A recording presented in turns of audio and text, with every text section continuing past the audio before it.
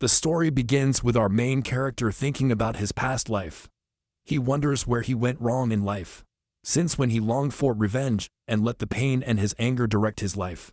That's when he let that woman lead him astray after cheating on him, telling him that she would marry him if he did his heinous tasks. Was it when you fought your first battle and won? Was it when the woman made him drink poison under the guise of a potion that fulfilled all the wishes of the person consuming it? The protagonist remembers that day very clearly. A feast was organized in his honor when he defeated the Black Dragon Queen. The other queen who ordered him to defeat the Dragon Queen praised him for his heroic deeds. The main character enjoyed the drink and food, but suddenly he was on his knees. The guards surrounded the protagonist and accused him of treason. The main character, Klein, found himself surrounded on all sides. The head guard said that if anyone helped him, he would face the same punishment as him. The queen raised her sword as she named him a traitor. That was the day it became like this. People throw stones at Keen, who is tied to a pole. He can't move, his flames engulf him, and the stones hit him. He screams to get revenge and make everyone pay. The ritual ends and the flames are extinguished. The traitor has been punished. A woman in dark clothes approaches the remains of the ritual. She promises to give Klein a new future. The age of magic is upon them, and he will be a very promising subject. Keen rises from the ashes, a new man. He swears to destroy the world, and the witch smiles proudly. 3 years later, the main character, now by the name of Zero, sits on a roof waiting for something to happen. Something catches his eye in the crowd, and he jumps to his feet to join in the fun. A group of soldiers shout at people to give them their weapons. A girl hides a sword and tries to protect it with her small hands. She begs the soldier to let her keep the sword. It is his mother's last object. If he loses it, he will lose everything. The soldier tells her to shut up and raises his sword to finish her off with a single blow. Before he can hit the girl, a sword blocks his path. Zero sits on top of the building and mocks the gentleman. People cheer cheerfully. Your savior is here to help you get rid of dirty and greedy gentlemen. The night boss threatens to show no mercy to Cyrus once he catches him. He orders his henchmen to catch Zero and bring him back alive. The knights and their boss jump on Zero, but he is stronger and faster. He grabs the gentleman boss and asks him a basic question. Are they stealing weapons to find magic devices? The chief knight panics. He can't lose now. Zero kicks the night boss where it will hurt 4 days. He demands that the gentleman leave everything with him, otherwise it will turn them into something unrecognizable. The knights drop their armor and weapons and flee for their lives. The girl comes over and thanks Zero for helping her. Zero dismisses him and says he's not a good guy. All he is a chivalrous thief. He turns to the crowd and offers them everything the gentleman left. People are cheering his name in victory. The chief knight blows smoke behind a building. He will make Zero pay for these little crimes one day. Messias reveals that once the fragments of the violet flame sword are collected, a great disaster will fall on the castle. This was written in the prophecy of the Ring of Destiny. Asura doesn't care what happens to anyone. He did not become a public hero for justice. I wouldn't be foolish enough to put everyone at risk like this. Messias notices a new kind of commotion created by the knights. Although Cyrus hit them very badly, they still haven't learned their lesson. Cyrus doesn't care if the gentlemen learn or not. Jump through the crowd to save whoever needs to be saved from these miserable gentlemen. Bear destroys the houses one by crashing into them. The owners of the house cry as their blood, sweat and tears are wasted in one fell swoop. James, once again, orders people to hand over everything of value they have.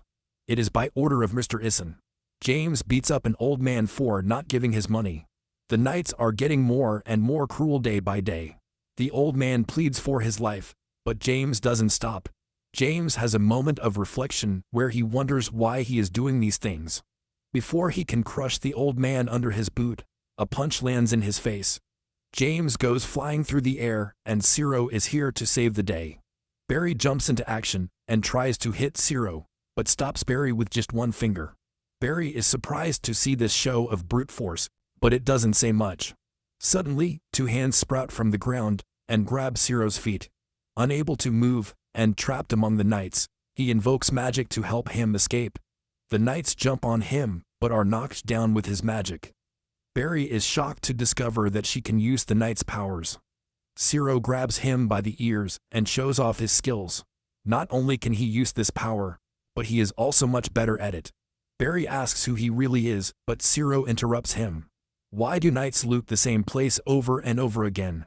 Haven't they had enough treasure? Barry has been sworn to secrecy by Lord Essen, so his lips are tightly sealed. Cyrus takes off his mask and tells Barry that he is much more demonic than Lord Essen. Zero grabs him by the face and threatens him with the life of his family. If Barry cares about them, he will reveal Everson's plans to Zero. Barry has a look of recognition on his face. He knows who Zero really is. Barry gets scared of Zero and decides to tell him everything. He works for Lord Essen, and Eisen wants the fragments of a magic tool that are hidden in this very part of the city. The magic tool is none other than the violet flame sword. Cyrus asks if there's anything else the stupid Lord Essen is up to. Once he confirms there isn't one, he lets Barry go.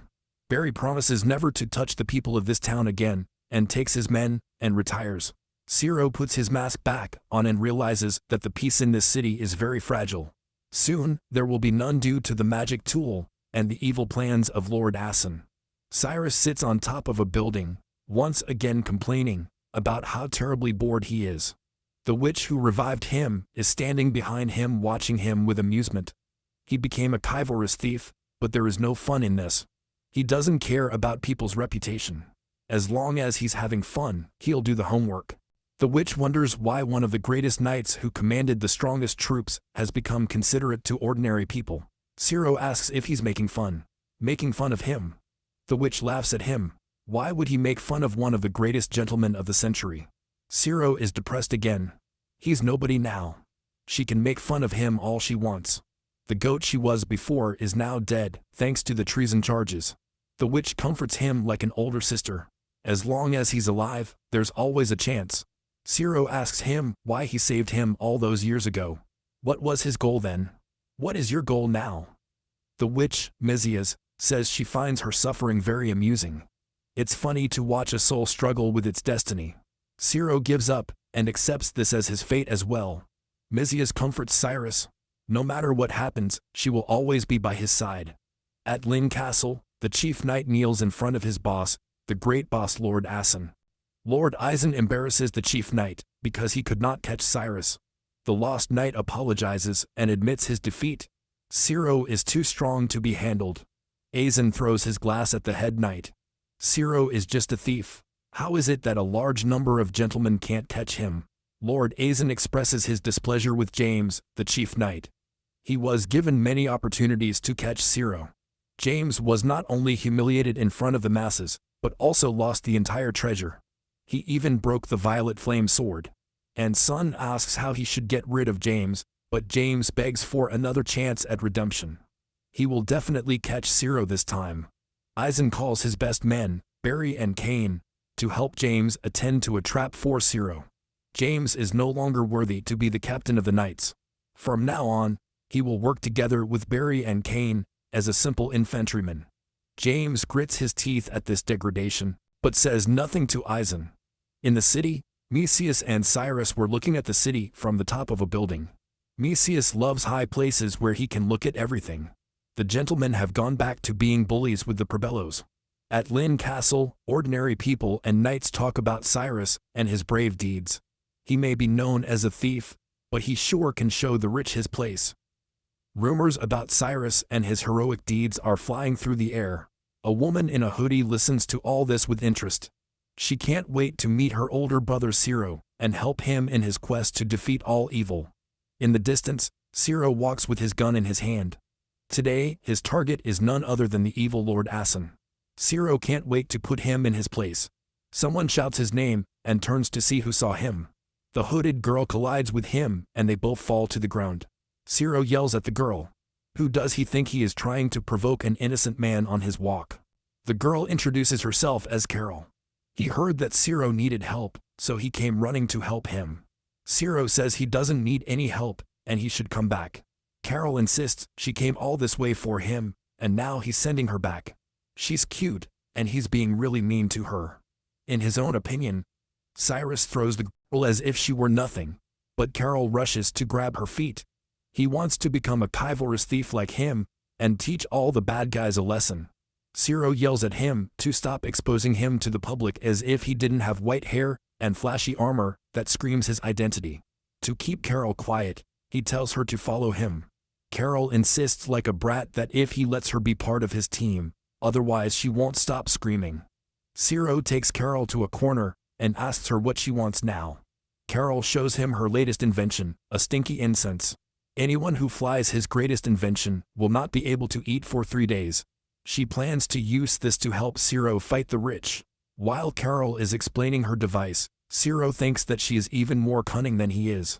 He thinks it will be a great help in his mission to defeat Aizen. He decides to take her with him on the pretext of teaching her his ways. Inside the castle, Lorison punishes the 3 knights he sent to catch Cyrus. Once again, they returned empty-handed and lost the fragments of the violet flame sword. His boss, Lord Khan, will be furious to hear this update. Before Iverson can punish the knights, someone announces that there is an intruder inside the castle. The caller reveals that the intruder is a young woman, but she is throwing cow dung at the gentleman. Cow dung is so vile that anyone who comes into contact with it faints. He demands to know who is this idiot who is doing such silly tasks. Before they can bring Carol in, the ceiling breaks, and Zero makes his grand entrance. And Sun takes his sword, but Zero quickly pins him against the wall. Aizen tries to talk to Zero, but he doesn't accept any of that. Aizen thought he would overthrow Cyrus with a blunt sword. He was wrong. Aizen's men surround Zero, but Carol jumps up and starts attacking them. She launches her special attack, the stinky incense, and the knights start vomiting and fainting. Cyrus uses the knight's powers on Aizen to make him talk. Aizen mocks Cyrus, but Cyrus presses his sword against Aizen. Aizen begs for her life. Zero waits for her to start explaining. Before Aizen can reveal anything, a shadow throws something needle-like at Aizen. As soon as the needle makes contact with Aizen, Aizen's body immediately turns purple, and she chokes on nothing. Before Cyrus can grab the shadow that poisoned Aizen, the shadow disappears. Carol sits next to Iverson's body. It's a shame it ended up like this. He did so much and it was all in vain.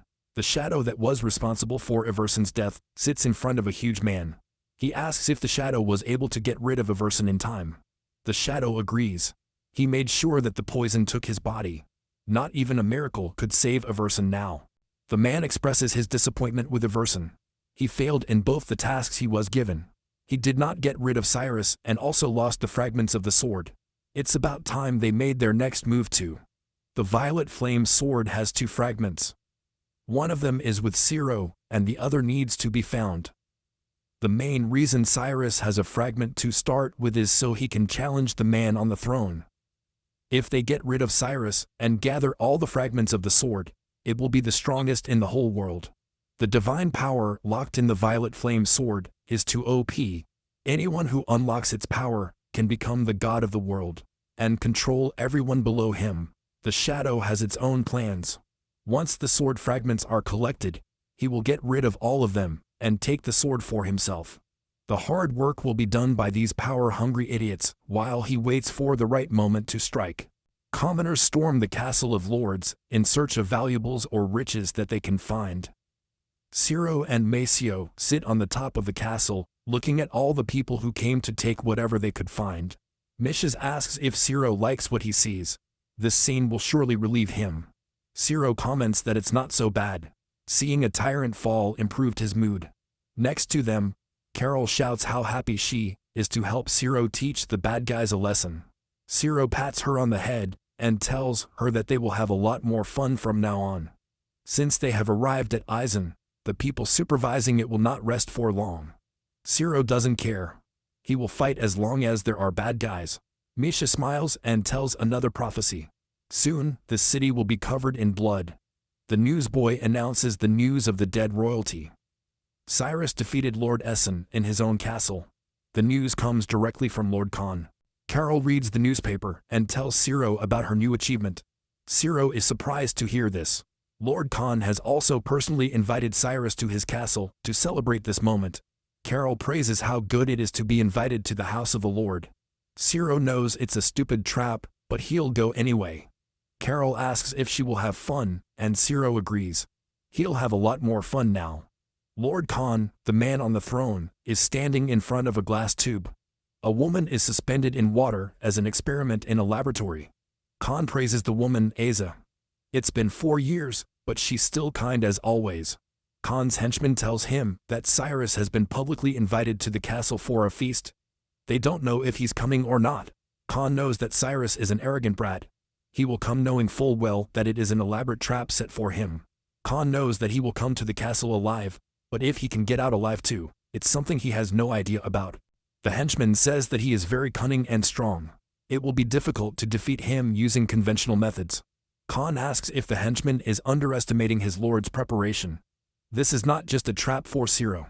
Khan uses magic to call a mythical lion to his aid. The fury of the fiery lion is something that Khan was able to create using the 6 fragments of the violet flame sword. The power born from just a small fragment is big enough. Once he has the complete sword, he will rule the world. Khan turns to Aisa. These were their collective dreams, but unfortunately, Aisa is no more. The only thing Khan has is his body that he has preserved for so long. The commoners wonder if Cyrus will really come to meet Lord Khan. At the same time, Ciro enters with Carol following him. She raises a flag and announces her arrival at the castle. Lord Khan greets Cyrus at the door. He says he is delighted to meet Ciro after his glorious victory at Lynn Castle. The names of all the heroes who work for Lynn Castle will be remembered by Khan. Cyrus is not fooled by Khan's sweet words. Khan offers Cyrus to lead Lynn Castle into peacetime, and Cyrus agrees. Those are also his goals. Inside Khan's castle, a huge feast has been prepared.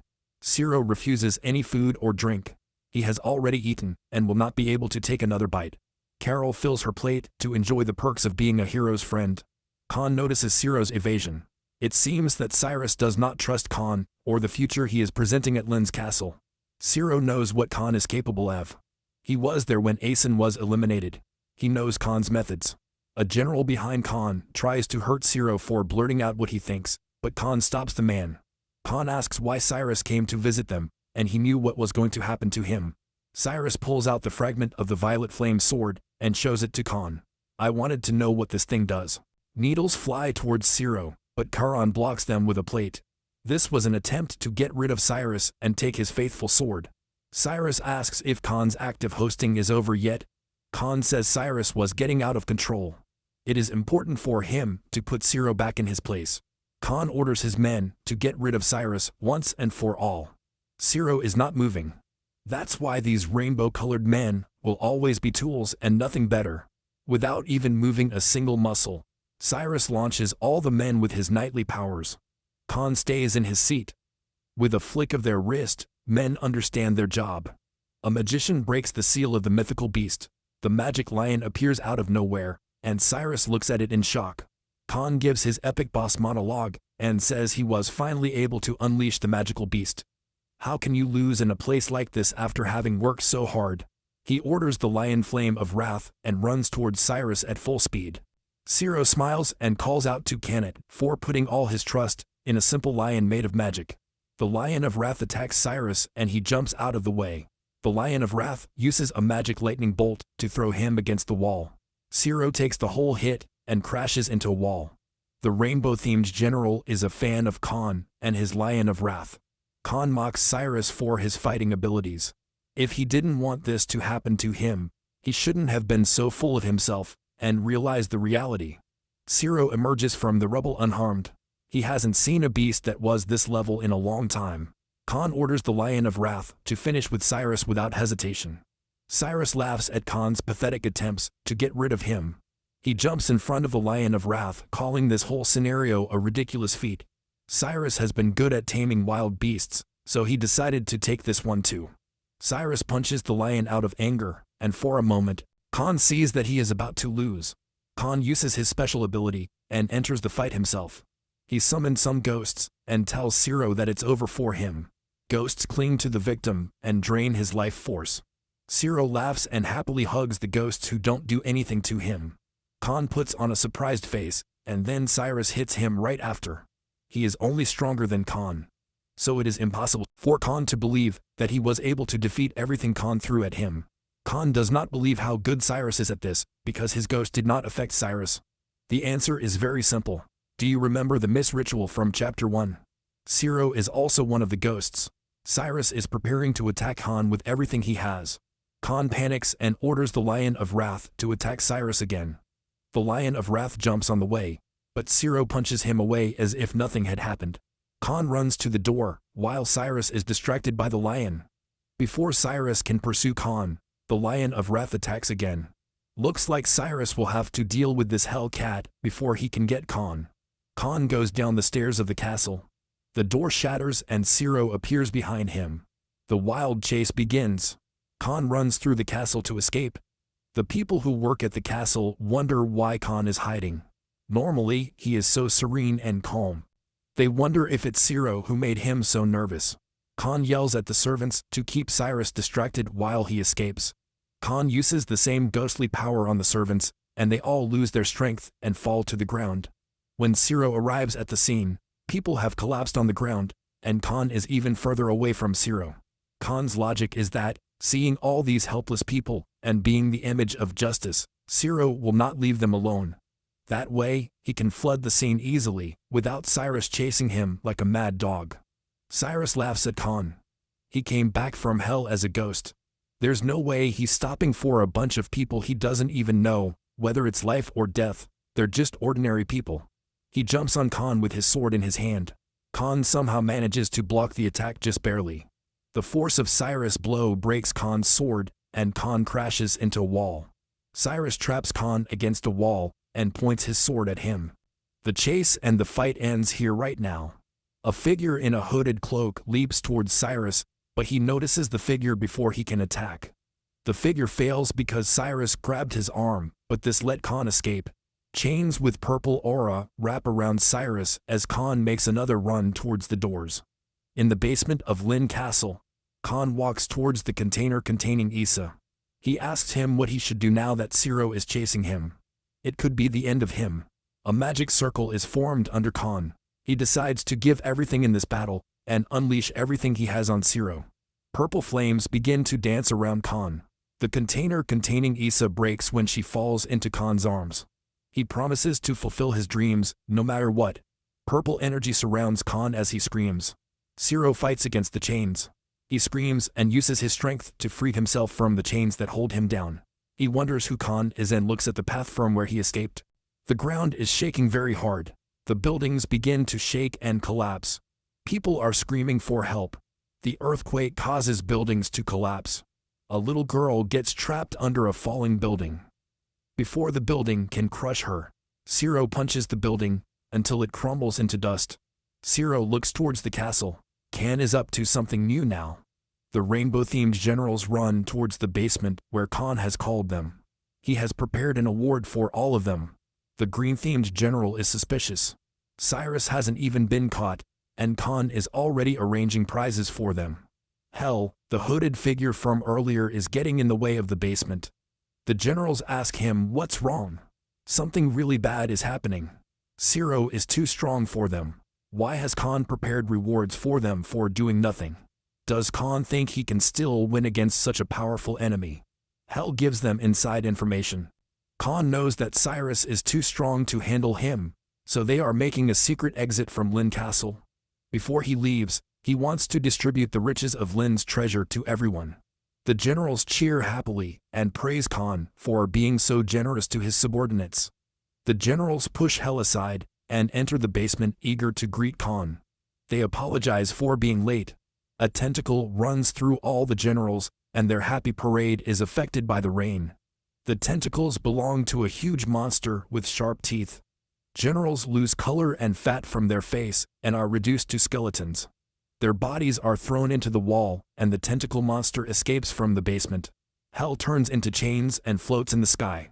Watch as the monster breaks free. The tentacle monster wreaks havoc on the surface. He breaks buildings and consumes what gets in his way. It grabs people and sucks their souls out of its tentacles.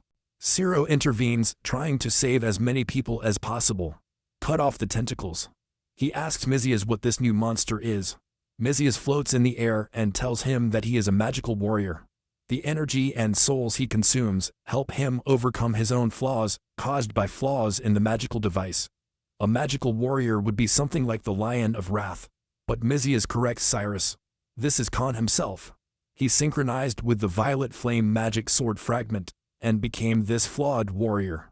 Cyrus is not surprised that Khan falls so low just for power. Cyrus gets in the way of the flawed warrior, but he completely ignores him and turns around. Ciro doesn't know why this is happening. Mesias explains that the flawed warrior is looking for the Lion of Wrath, so they get confused.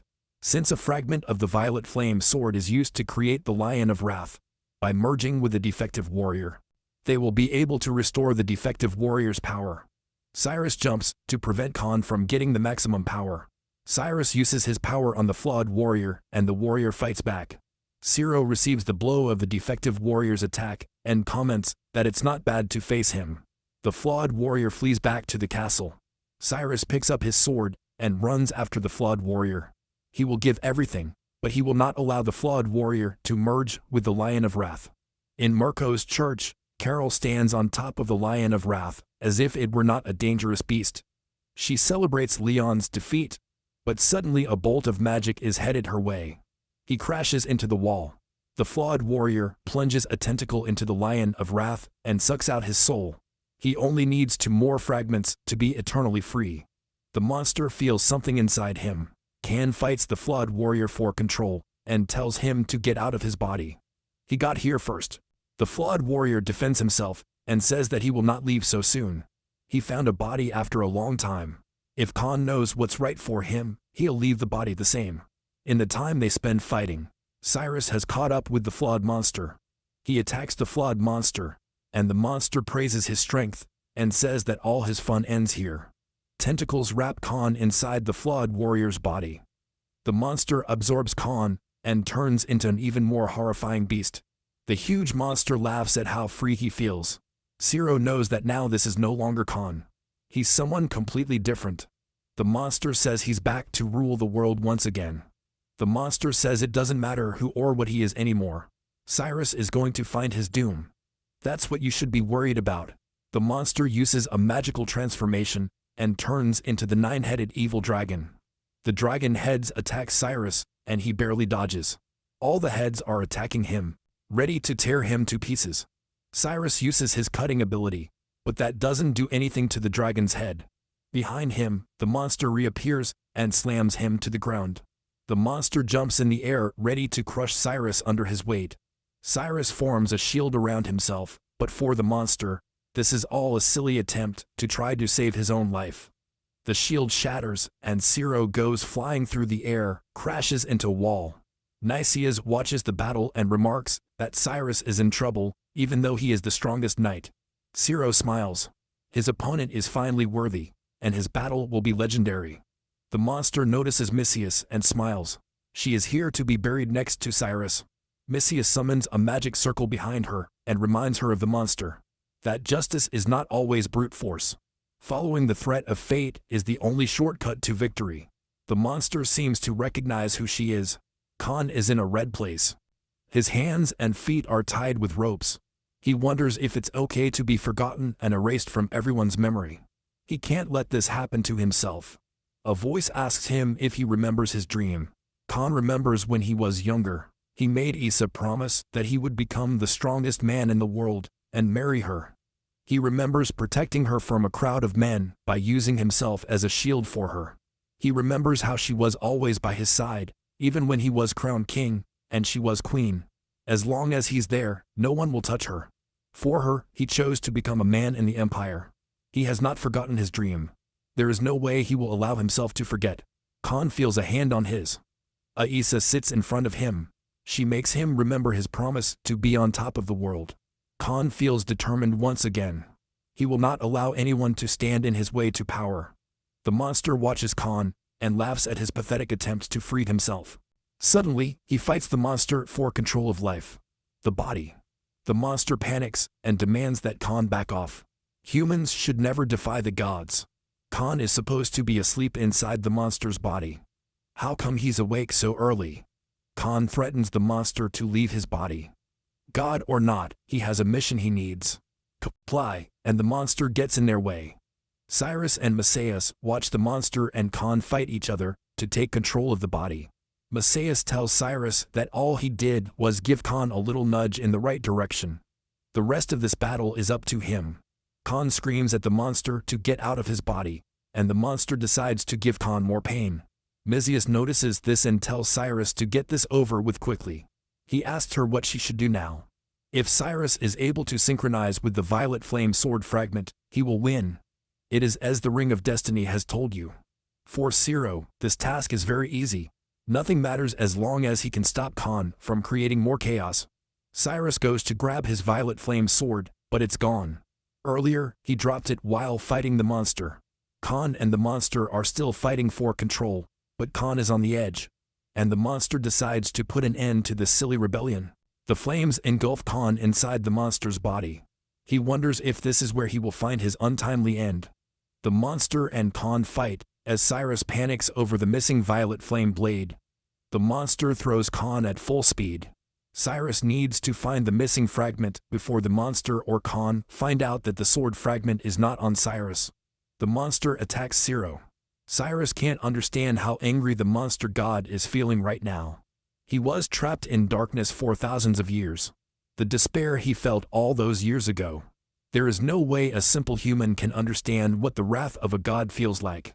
Cyrus corrects the monster and uses his shield to protect himself. He is not a human. The monster asks what is Cyrus if he is not human. Cyrus is a wandering soul from the world of the living. Use the knight's power again and quickly. He moves behind the monster. Her wrist is covered in flames as she hits the monster. The monster blocks and asks how he is able to wield so many different techniques. Zero recoils from the impact of the dodge. He knows that a one-on-one battle with such a big monster is not a smart hiding place. He needs to find the fragment and fast. He looks around, and finally his eyes land on something shiny in the rubble. Cyrus runs towards the fragment of the violet flame sword with stars in the eyes. The monster realizes that Cyrus stopped attacking him and ran somewhere.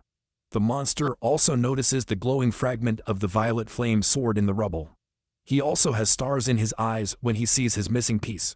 The monster also runs towards the sword. He won't let the final piece get stolen.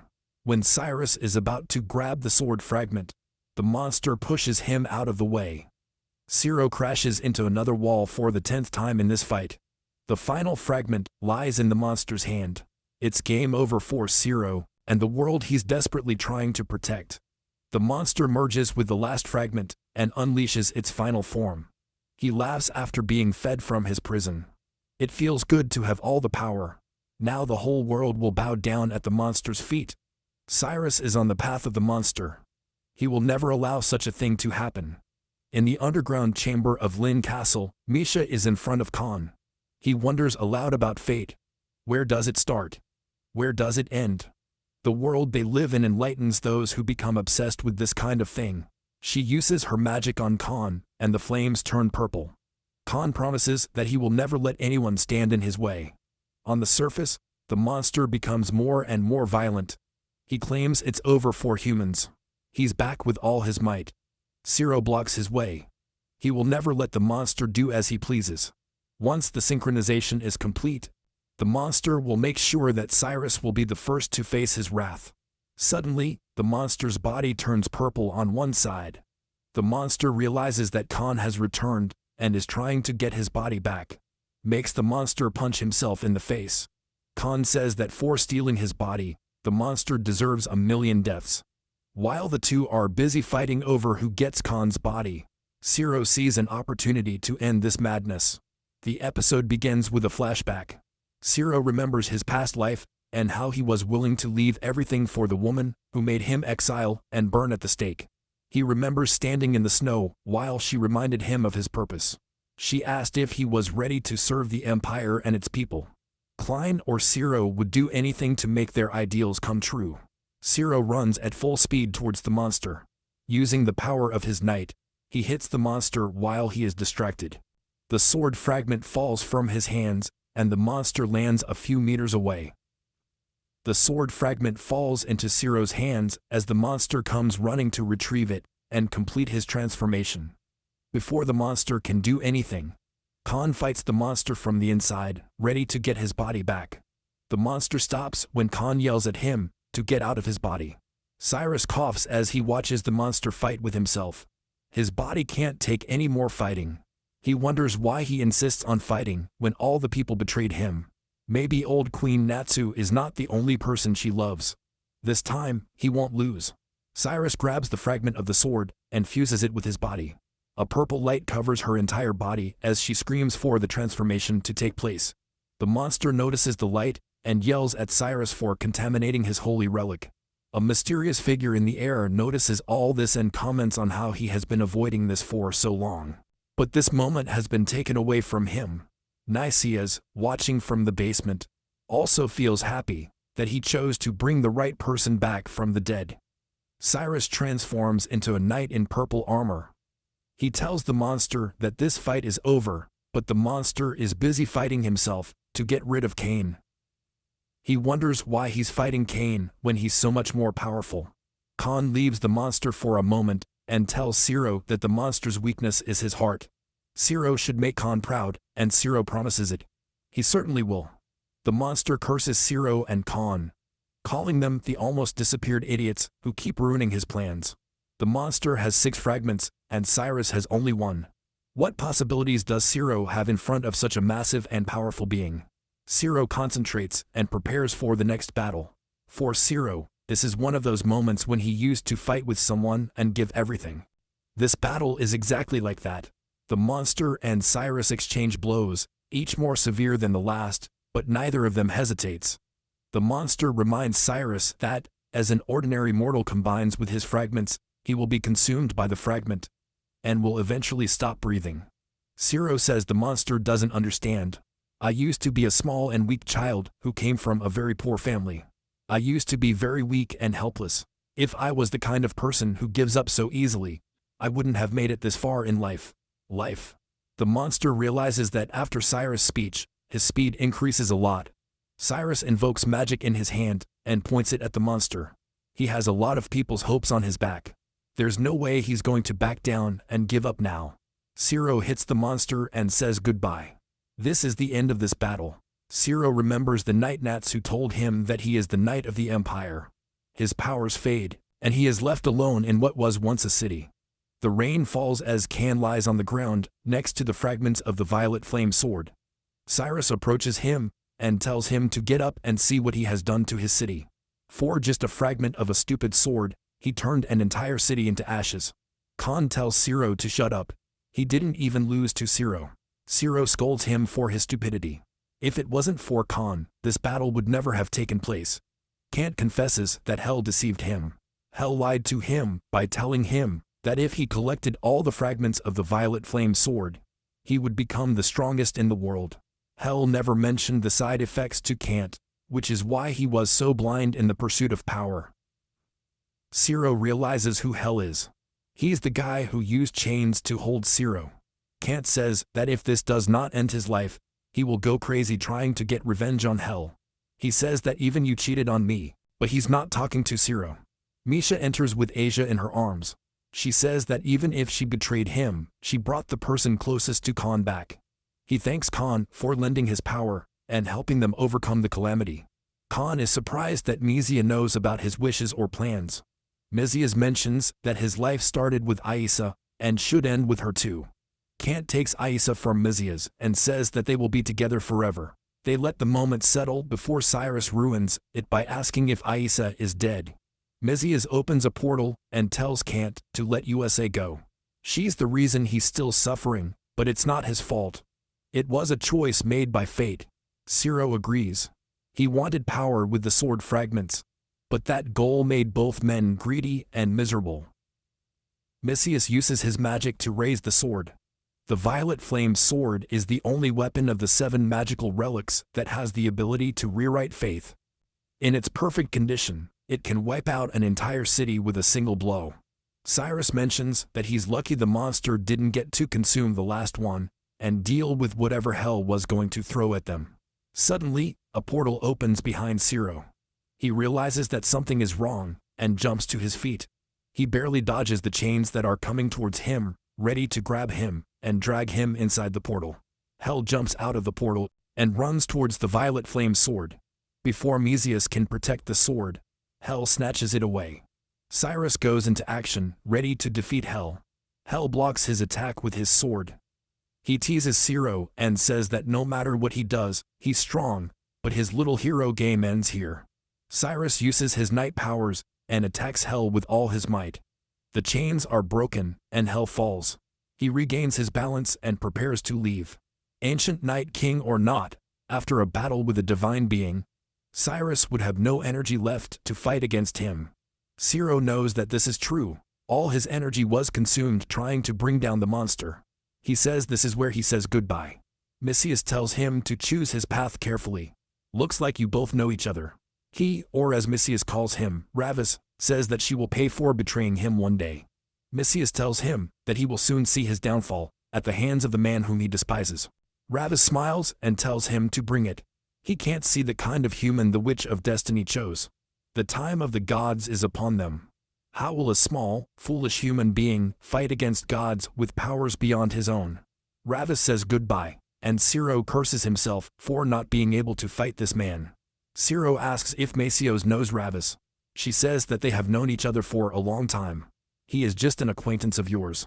He yells at her to at least give him advance warning so he can prepare to fight everyone.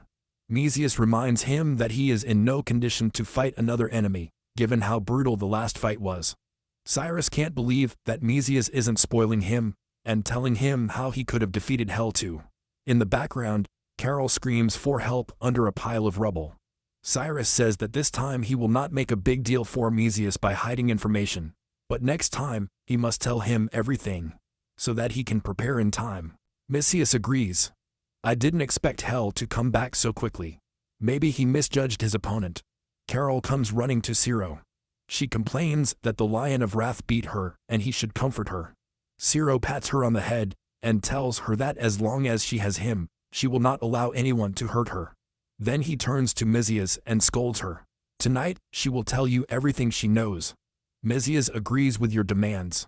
Carol fights Zero to stay with her because she is injured, but Zero wants to rest because he is terribly tired. After the battle with the flawed warrior, Carol makes him promise that he will get well before coming to her so that they can have fun together. Zero promises to do just that. People start to climb out of the rubble and notice Cyrus standing in the fallen city. Once again, he saved him from a deadly monster. Zero smiles as he notices how he is the center of attention once again. Unlike the last time he was burned at the stake, this is good for him and his reputation. At night, in the basement of Lin's castle, Cyrus meets Mesias. She tells him about the place where Khan merged with the shards of the magic crystal. All this was guided by fate. Neither he nor Khan can change or control that. Cyrus tells him to stop chatting and give him information about Ravis and the rest of the magical relics. A purple ball spins in Mesias' hand. She tells Zero to grab her hand. Together, you will see the story of how it all happened. Zero doesn't believe him. Instead, ask what he's up to. Nisha is hurt by his distrust. After all, they are allies. Zero reminds her that they were allies before she started hiding important information from him. Because she saved his life, he owes her a lot. With this, he touches the purple ball inside his hand. Nisha promises to tell her everything he knows. The environment changes, and Zero and Nisha teleport in the sky. The land is green, and there are no houses or castles. Nicias tells Cyrus that this is before civilization began. The gods ruled the world 5,000 years ago. In the distance, a crowd of humans is running for their lives. Some huge monsters crush them under their feet and show each other better ways to play with their prey. This is the time when the gods had overwhelming power, and humans were their victims, nothing but cattle. Cyrus asks how the humans of this time were able to defeat the gods without special tools and power-ups. In reality, humans could never defeat the gods. Only the gods could defeat other gods. Because the humans were too weak, they had to exploit the gods and turn them against each other. The gods had to fight each other to the death, and humans would enjoy the results. At that time, there was only one human who could do this. This was Ravis. A young-looking Ravis runs towards someone telling him that he has the required information. Sura doesn't understand what information Ravis might have. Mises explains that the gods were always skiing to take down another god. Things weren't that simple, and not everyone was friends. Ravis tells the god that he was able to find out that Katrin was practicing sealing techniques. The god punches his fist angrily, demanding Ravis to tell him who Katrin was trying to deal with. Ravis offers the god to attack Katrin first. If they can master their sealing technique, the fight will be over in no time. The god gets up ready to confront Katrin and teach them a lesson. When the god leaves, another man comes out of the bushes. Ravis tells him to inform the other humans that the gods are fighting. Ravis promises to put an end to this business of the gods. Challenging the gods in this way has to take a lot of courage, comments Ciro. Misius agrees. Initially, Ravis was just a dragon slayer hero. The gods are fighting with each other. The earth trembles, but the gods exchange blows. The god Katrin orders Ravis to seal Chechnos. Ravis jumps out of the water and activates the sealing technique. Chechnos realizes that Katrin and Ravis betrayed him. Golden chains come out of the ground and wrap around Chechnos. He struggles to take control, but they seal him off anyway. The god is sealed, and in his place lies the leaf of the violet flame. Katrin picks up the sword and calls Chechnos an idiot. Ravis asks Katrin what he plans to do if the other gods find out about his devious plans. Katrin swings the sword and cuts a mountain in half. Katrin asks who will question her authority. He already has the power of Chechnos and the sealing techniques. Ravi bends down and accepts Katrin's words. Katrin laughs at his absolute power play. Cyrus understands that this is where the whole business of the gods began. Misius says that once a god enters a magic, sealing circle, even an ordinary human can activate the seal and trap the god. After Chechnos was sealed, and the violet flame blade appeared, Pandora's box was opened. The gods began to doubt each other more and more. They used humans to pass information and run their dirty errands. Humans were granted special powers and favors to play as the gods' puppets. Day by day, humans grew in power. One day, when that power was enough, the humans also sealed the last god. Ravis, who defeated the gods, eventually became the god of the world. He brought a future where humanity rules. All this was fate. Ciro returns to the present. Misius helps him realize that Ravis is no ordinary enemy. He was an ally of the gods, and has the power to bring down the gods. With the chains of fate, Ravis tried to do something that no one in history could ever do. Ravis stands in front of Natsu, telling him that he knows about the power that interests him. The man wielding this power is also interested in them, apparently. Natsu uses his abilities, but instead of harming Ravis, the arrows fly by his side. She reminds Ravis of her promise. She helped him when he needed it. Now he must help her too. Angering some barbarian family is something she can't help but. Instead, he will send Ravis to hell where he belongs. Ravis tells him that he was just joking, but Natsu doesn't believe anything. She will get rid of him one day.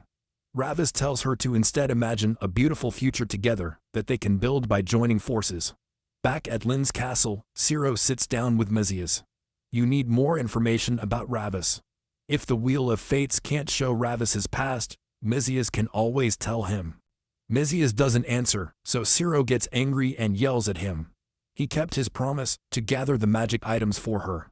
How is she going to fight Ravis if she doesn't even know anything about him? Misius tries to calm him down. The Wheel of Fates doesn't want you to know about Ravis yet. She cannot reveal what she is not authorized to slow down. When the time comes, Ciro will understand it himself. Ciro makes fun of her. He always hides behind the Wheel of Fate and Destinies. It's as if she's using her status as the Witch of Fates as an excuse to run away from serious discussions. Nicias reminds her that she is just a lonely soul. Ciro shouldn't spend so much of his time on her. Ciro tells him that he is the same. In the morning, Carol opens the door to Ciro's room, who is sleeping on the floor. He yells at her for ruining his restful sleep, but Carol comes with very good news. Behind Carol, there are the townspeople. The good news is that he will become the Lord of Lin Castle. People bow down to Cyrus before he can even comprehend what is happening. They have really accepted him as the Lord of Lin Castle in the city. From now on, they will obey every order I give. They owe him their lives and are grateful that he saved them all. To add to his insistence, They say they won't leave until he accepts the title of Lord. Zero puts his mask back on and tells them he can't accept the title. He never did all this to save people. He did it all by himself. To scare people, he starts kicking the furniture in his room. If they want a savior, they can find another fool, not him. People look at him in shock. Who knew his hero would be so stupid? People are losing hope in Cyrus. They will never trust anyone again. Zero leaves the room as flashbacks of the night he was burned play in his head. He won't get carried away. Absolutely never. Cyrus is standing outside Lin's castle. Mizias floats in the air and asks her if she's leaving yet. Everyone at Lin's castle wants him to stay. Zero knows that he is not wanted. They just want someone strong like him to protect them at all times. Mizias asks if he feels attached to someone. He stayed at Lin Castle for a year. Surely he feels some kind of attachment for someone. Attachment is not good for a man like Cyrus. He tells Messias to shut up and go with him. Before Zero can continue, the girl he saved countless times stops him. She heard he was leaving, so she prepared him a present. Zero gladly accepts the food and says he loves it. The girl wishes you all the best on your journey. He is a hero who saves people. She will pray to the gods for her safety.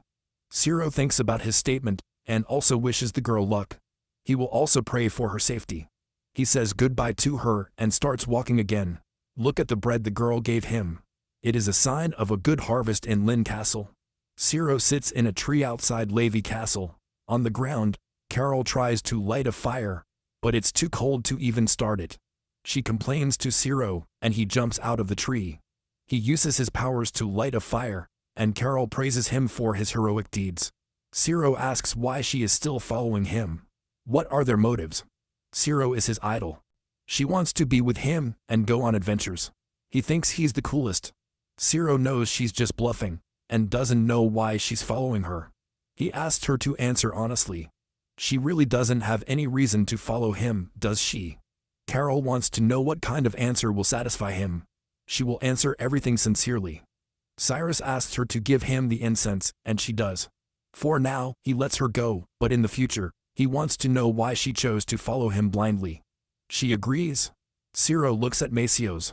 The wheel of fate glows behind her as she begs the fates to tell her how to avoid this mess they've gotten themselves into.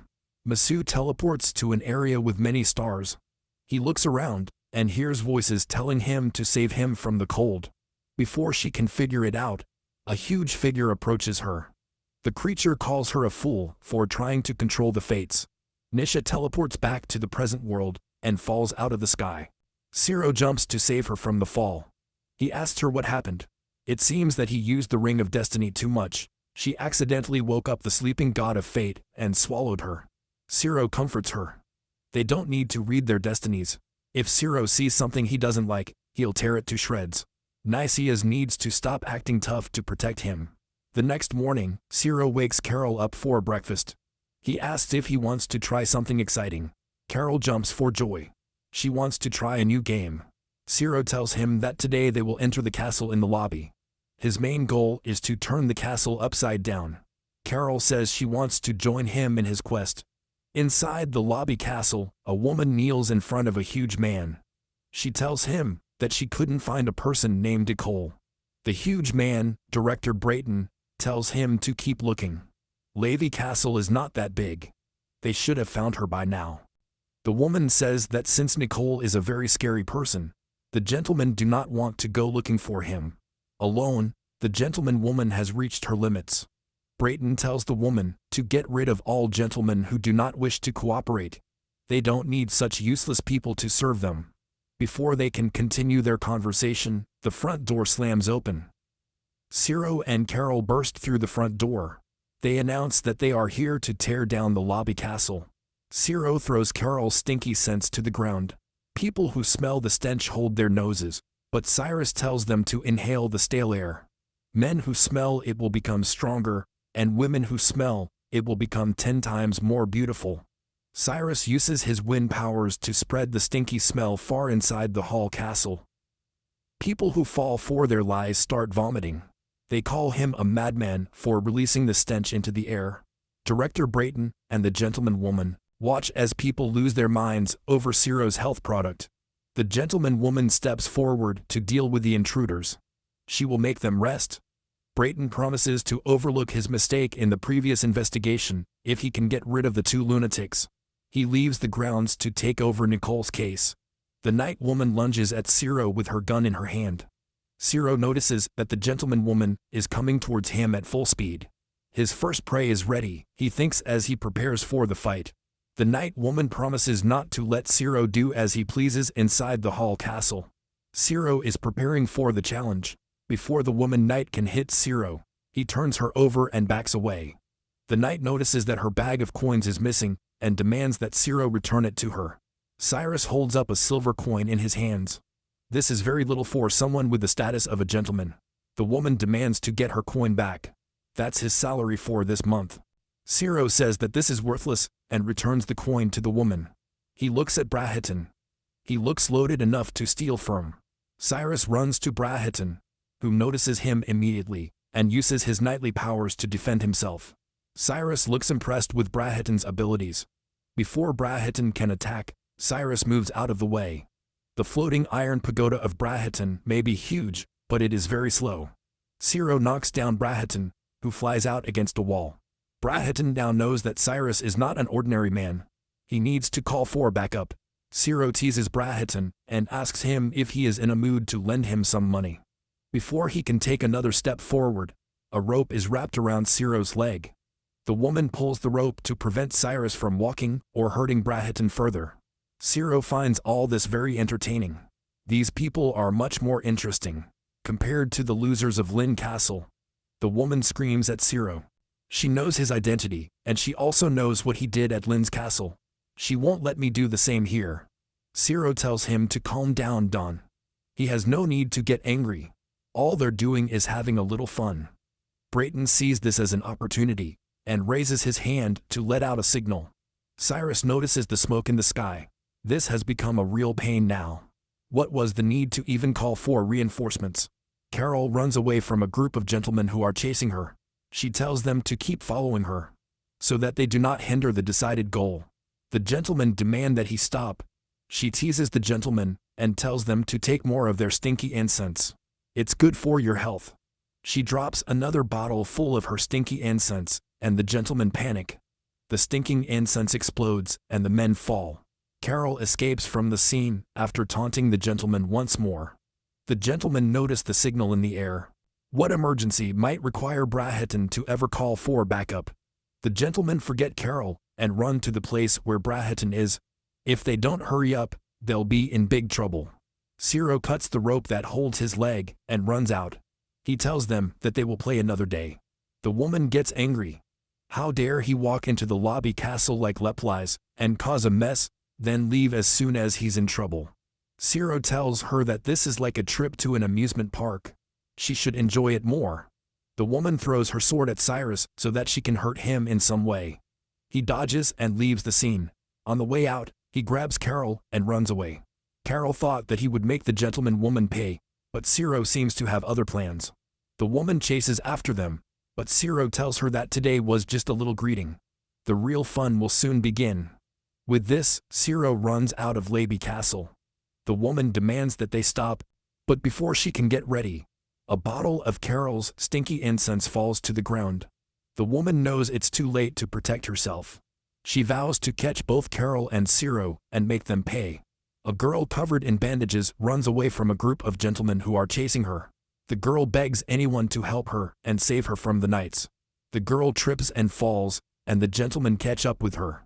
The reward for the girl's head will be divided equally. The girl is very afraid to come back. He hated his days in the place he escaped from. Gentlemen don't care about the girl. They talk about how they will divide the reward and how they will use it. The girl looks at the gentleman angrily. A blue fog begins to surround the knights, and they know they are in trouble. The girl is a witch. Before any knight can escape, they turn into ice crystals. None of them can move either. The girl gets up and runs again. This time, Misha gets in his way. The girl tells him to stay away. She doesn't want to hurt any innocent person. Mizias walks up to the girl and hugs her. She tells the girl that it's over. The girl starts crying. In the western district of Laby Castle, Ciro and Carol enjoy a feast. Their plan is simple. They will eat as much as they can before people. People realize that they are the guilty ones from before. Carol says if they get caught, they'll bag the food and take it away. Ciro laughs, feeling proud that Carol is just like him. He's teaching her well. The waiter watches them both, thinking that they are a very strange couple. A man approaches the waiter and tells him that these two are wanted criminals. He jumps into action and yells at everyone to catch the two of them. Ciro and Carol know they've been caught. Without losing a single moment, they flee. The knights chase them again, but Carol throws more of her stinky incense. The gentlemen panic because they know how deadly the smell of bombs is. The gentleman woman kneels in front of Brahiton and apologizes for not catching Ciro and Carol. Brahiton doesn't care. She knows that both of them are too strong for her. The female knight suggests using all the power of Levy Castle. That way, they will be able to defeat them. Brahiton tells him to surrender. It's the easiest solution. Finding Nicole is his priority. The other two idiots can do whatever they want inside Levy Castle for now. The gentleman woman does not understand this goal. The two idiots will be put to rest one day, but the biggest monster is Nicole. They need to find her first. The gentleman woman hesitates, but agrees. Outside the castle lobby, Ciro and Carol return to the base. They feel very good about being wanted on the first day in a big castle. It gets boring if you're not a wanted criminal to them. Ciro is looking for Mizias. She called them here and now she's missing. Mizias is sitting under a tree with an old child in his arms. She comforts the child. Ciro intervenes and asks who the little one is. Mizias says that she is a child who must live as a sacrifice, as it is written by the fates. Even she feels sympathy for the girl. Ciro asks if this is Nicole, and it is. The knights were looking for a girl named Nicole inside the Hall Castle. Macios confirms this information. The fate of the lobby castle falls on Nicole, who sleeps on the lap of Macios. The lord of the Hall Castle, Fang, gives a sermon inside the library. He preaches about God's will and his testimonies. Brayton enters the library and apologizes to Fang for interrupting his sermon. Fang does not get angry, but tells him that he cannot interrupt his readings, no matter what, or how urgent the news is. Brayton apologizes, but the news is very urgent. Fang already knows. The knights lost the test subject, and there was an intruder inside the Hall Castle. Brayton is surprised. He asks how Fang knows, but Fang has his methods. He says that once you abandon your thoughts, the oracle will bless you with foresight. Fang goes back to his readings. There is no room for foolish thoughts when they are preaching the word of God. Brahiton only smiles at the greatness of his lord. Inside the Branquina residence, the gentleman woman, Lady Irina, is walking. The servants greet her, but she turns to her father. An old man sits on a platform and calls her. He doesn't have much time left, but he needs to leave a secret with his daughter. Irina listens carefully. The old man tells her that once he dies, she will live as the mistress of the Branquino family. Irina just agrees. Her father praises her. He gets overloaded with work, and it makes him worry too much about his health. He regrets being strict with her when she was just a child. He apologizes for his mistake, but Irina interrupts him. As a member of the Branquino family, you must be strong to fulfill your duties. Her father tells her that as long as she is here, the Branquino family will be safe. She is a woman, so there will be times when the world will be too hard on her. Irina assures him that she will face everything head-on. The old man goes to bed and thanks him for his time. A holy man approaches the old man and takes his pulse. He tells Irina that the old man has passed away as fate intended. Irina says goodbye to her father and wishes him to have a good rest. Ciro and Nicias talk about Nicole's drama. Ciro wonders who would be so great as to leave an entire castle to a woman. Nicias says that all this happens by fate. If it weren't for fate, I'd still be Ash. In the face of fate, everyone is just an insect. Carol reaches out her hand to Nicole, but Nicias warns her to be careful. Nicole is still very scared. She shouldn't scare her. Cyrus says that he came to the Hall Castle for the Ice Hammer, not to save the Hall Castle, or to rescue a little girl. Mises gives him vital information. Would it interest you if I told you that a fragment of the ice hammer is inside the girl's body? This piques Ciro's interest. Carol screams when she hears this information. Who would do such a cruel thing to a child? Ciro says that the people in the lobby castle are even worse scum than he imagined. Nicole whimpers, and Matcha takes her on her lap, calling her mom. Inside Nicole's dreams, she runs through a maze, begging someone to help her. A chain wraps around her ankle, and she falls to the ground. A huge hand reaches out to her. Fang tells her that she is the chosen princess. God chose her personally, and she should feel his blessings. Fang picks her up in his hand and tries to insert a splinter inside her abdomen. He tells her that God is entering her body. I should embrace his blessing. Nicole yells at Fan to stop, but he doesn't. Nicole screams and wakes up on a bed. Misa stands by the window and watches the little girl struggle. She comforts the girl and tells her that she is safe now. Misa promises that he will keep Nicola safe from now on. Nicola hugs Misa and starts sobbing. Ciro and the gang are resting inside a cabin just outside the lobby castle. Ciro cooks something, but he doesn't understand why he has to do it. Carol passes him the vegetables and tells him to move his hands more and talk less. A frail little girl is waiting for food. Ciro takes it as a challenge, but tells Carol to stop rushing him. He will show you his culinary skills. Carol jumps for joy, happy to see Ciro cooking. Nicole asks Misius if she was the one who saved her. Misius says it was fate that saved Nicole. By the guidance of fate, Nicole was able to meet Nijas. They are all servants of fate. Nicole tells her trauma to Nijas. Lord Fang tried to turn her into a monster. She feels very scared. What did she do to become a monster? Nijas comforts her and tells Nicole to tell her everything. She will help her. Before Nicole can tell her anything, she has a panic attack. She trembles and hides her face. She doesn't want to remember anything. It hurts even to remember. Ciro and Carol burst through the door with food in their hands. Misius tells Nicole to eat. They can remember more later. Together, they sit at the table. Nicole thanks Ciro for helping her, but he ignores it. As long as they are together, no one will be able to lay a single hand on Nicole. Ciro quickly withdraws his hand from Nicole before anyone notices, but Misius sees the blue mark left on Nicole, where Ciro touched her. Later in the evening, Carol and Nicole sleep. Ciro sits on the roof and looks at the moon. He turns to Misius, who is standing in the distance watching him. He asks her to keep him company, and she accepts. You can't leave a lonely hero alone. Ciro says he doesn't want to team up anymore with Misius. He's too boring with her. Misius reminds him that he is the hero of Lin Castle. How can that be boring? He says he's tired of acting like a hero or a villain. He hates himself. He himself does not know how to act. He should be a hero or he should be a villain. Misius tells him to forget about acting. If he does what he wants, recognition will follow soon, and he will understand. Ciro understands, but he's worried. Misius says it's okay. They are both helpless beings, so they do what they can. That's why they are together. Ciro agrees. At the end of the day, they are just two desperate beings. Inside the lobby castle, Irina and her knights show people posters of Carol and Cyrus. They ask everyone if they've seen the two. An elderly man says he has seen the man and points in a random direction. Irina quickly starts walking with her gentleman. Gentleman dropping clothes. A voice calls to the gentleman asking where they are going. Maybe they're looking for the owner of the voice. Irina knows who she is. She turns around and Ciro is sitting on a wall looking at her. Irina tells him that it's over. She knows his true identity. He is the man who attacked the castle. And he's the devil. Ciro corrects her. Her information is incorrect, and she is an idiot.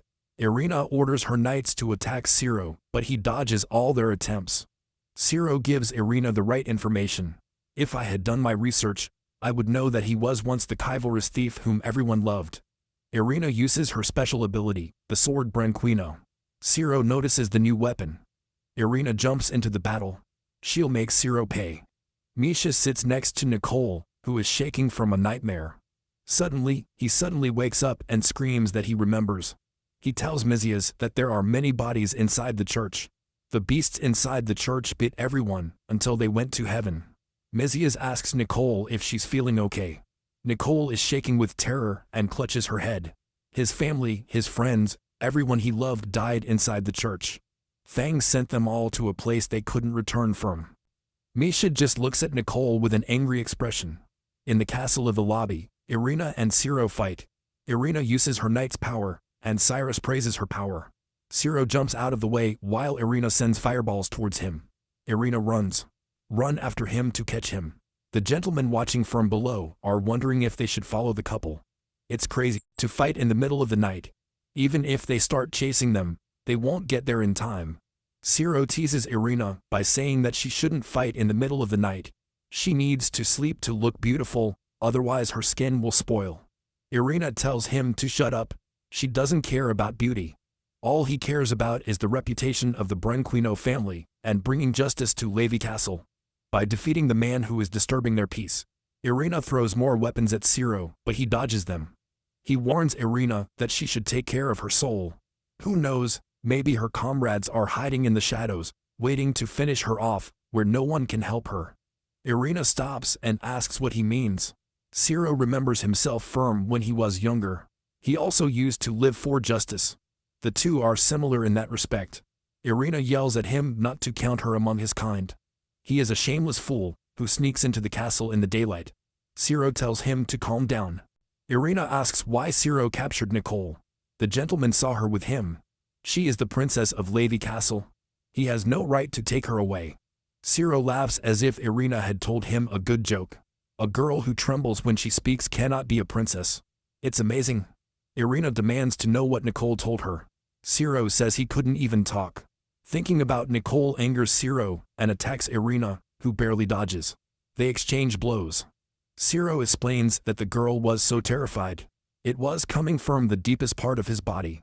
Even he could feel it. Irina thinks that all this makes no sense. A princess chosen by God does not need to fear anyone or anything. Ciro understands that Irina knows nothing. It is very easy to deceive fools who follow justice, just as Natsu deceived him. Ciro blocks another attack and walks away. Irina demands that he fight her face to face and not run away. Ciro makes a bet. In 2 weeks, the word justice you're talking about won't mean anything. Nicole, Fang, Brayton, they will all show a different face to the one she knows. If this does not happen, and Ciro loses the bet, Irina can do whatever she wants with him. Irina asks what he will do if he wins. Ciro just gives him some advice. He tells her not to be fooled by others, and to only follow what she believes. All she needs to do is be a little wiser. Irina accepts the bet, but does not believe her words. Ciro throws her a coin that she catches easily. This coin will be the proof of your bet. Ciro turns around, but he tells her one last thing. In 2 weeks, they will both see what will become of their vision of justice when everything finally falls apart. Ciro leaves, and Irina curses herself. She's so weak and pathetic. Ciro jumps from roof to roof, and Nisha joins him. He asks what she is doing with him. Misius never thought that Ciro would like Irina. Ciro can't be bothered with such a fool. Misius offers him to try a new place, and starts to lead him towards it. The new place is the Holy Church of Levi Castle. Misius tells what Nicole told him. The church is full of helpless bodies and spirits crying out to be set free. Inside the church, a nun prays to the god Antinas. She asks for his protection for the people who keep disappearing in Levi Castle. A man sees her and scolds her for this. He demands an explanation, and the nun explains just what she was doing. The man gets angry and tells her to get lost unless she wants to be the next one to disappear. The nun gets up and leaves. Once he gets out, he begs the god for his protection. A voice calls her and asks why the church where everyone prays is so deteriorated. Ciro is sitting in a tree, while the nun asks who he is. He introduces himself as Ciro, the gentleman thief, from the castle inn. Then he jumps out of the tree and walks towards the nun. She tells him that those who hide their faces are evil. He must be up to something. Ciro says he's up to something. The nun demands that he tell her. He is here to create more chaos. She pulls out a knife. Ciro says that if he doesn't plan to use the knife, he should put it away. Otherwise, she'll get hurt. The nun is preparing for battle. She may be a nun, but she has received the training of a gentleman. Ciro jumps on her, and the fight ends. He tells her that there are countless souls begging to be rescued. How can he ignore them? The nun doesn't believe him. The Holy Church is the most sacred place in the whole Levi kingdom. Cyrus cannot accuse the Holy Church of something so blasphemous. The nun fights back, but Ciro tells her to shut up. She'll be good and she'll listen to him, unless she wants to face the consequences. The nun agrees with him and closes her eyes. Suddenly, a purple fog begins to surround her. She opens her eyes abruptly. Ciro asks if she saw what he wanted her to see. This is the reality of the Holy Church. Lavin Castle is not what she thinks it is. Under 1,000. On the very steps of the Holy Church, countless souls cry every day to be liberated. However, the nuns pray and leave without worrying about the fallen souls. The nun doesn't believe him. He's playing a trick. If something so big happened in the church, she would know about it. Ciro makes another bet. He tells her that there are countless bodies under the church. The nun might even be responsible for some of them. If he wins, she will obey him. If she wins, then she can do whatever she wants with him. The nun agrees, but warns her that if she loses, she will never go against her duties or promises as a nun. Cyrus agrees, but soon, the nun will see how helpless her God really is. The nun guides Ciro inside the church. She shows the statue of her god, Antinous. Everyone who comes to the church kneels and prays to the statue. Ciro apologizes. He's only gotten rid of gods, but he's never prayed to one. The nun shames him for his words. With these words, he cannot be saved by God. Ciro says that his beliefs have nothing to do with the nun. Soon, he will forget that the gods are good. They are the ones who cause problems in this world. The man who scolded the nun, Mina, returns and starts scolding her again. She didn't leave, and now she also has someone with her. Ciro looks at the man and takes action. He grabs her head and slams her to the ground. Ciro pushes the man to the ground, pinning him down. The man simply exclaims in his own defense, asking if Ciro even knows who he is, and reveals that he is Lord Levi, protected by Fang. Ciro tells him that he knows exactly who he is, but that a beating is still waiting for him, and that he did not get the wrong person at all. He punches Levi, who screams in pain and clenches his teeth, saying that he will never forgive Ciro. Levi now recites a chant, asking the spirits of the dead to help him, but Cyrus calls his attack pathetic, saying that cheap tricks like that can't bring him down, and produces a magic circle to save himself of the incoming attack. Lady gets up only to be kicked to the ground again by Ciro and busts his teeth. Cyrus takes her head to slam it against the wall, threateningly asking her to tell him about the whereabouts of the secret passage. Lady does not seem to care about her life, as she tells Ciro that she will not give him such information. Ciro seems even angrier now, saying that if Lottie doesn't tell him anything about it, and Ciro just needs to find him on his own. If Lady ends up telling him, then Ciro will let him live. Losha starts laughing maniacally, thinking how Ciro could even dare to think that he has something to say about her life or death. Losha serves the holy god, and her life and death will depend on the will of her god.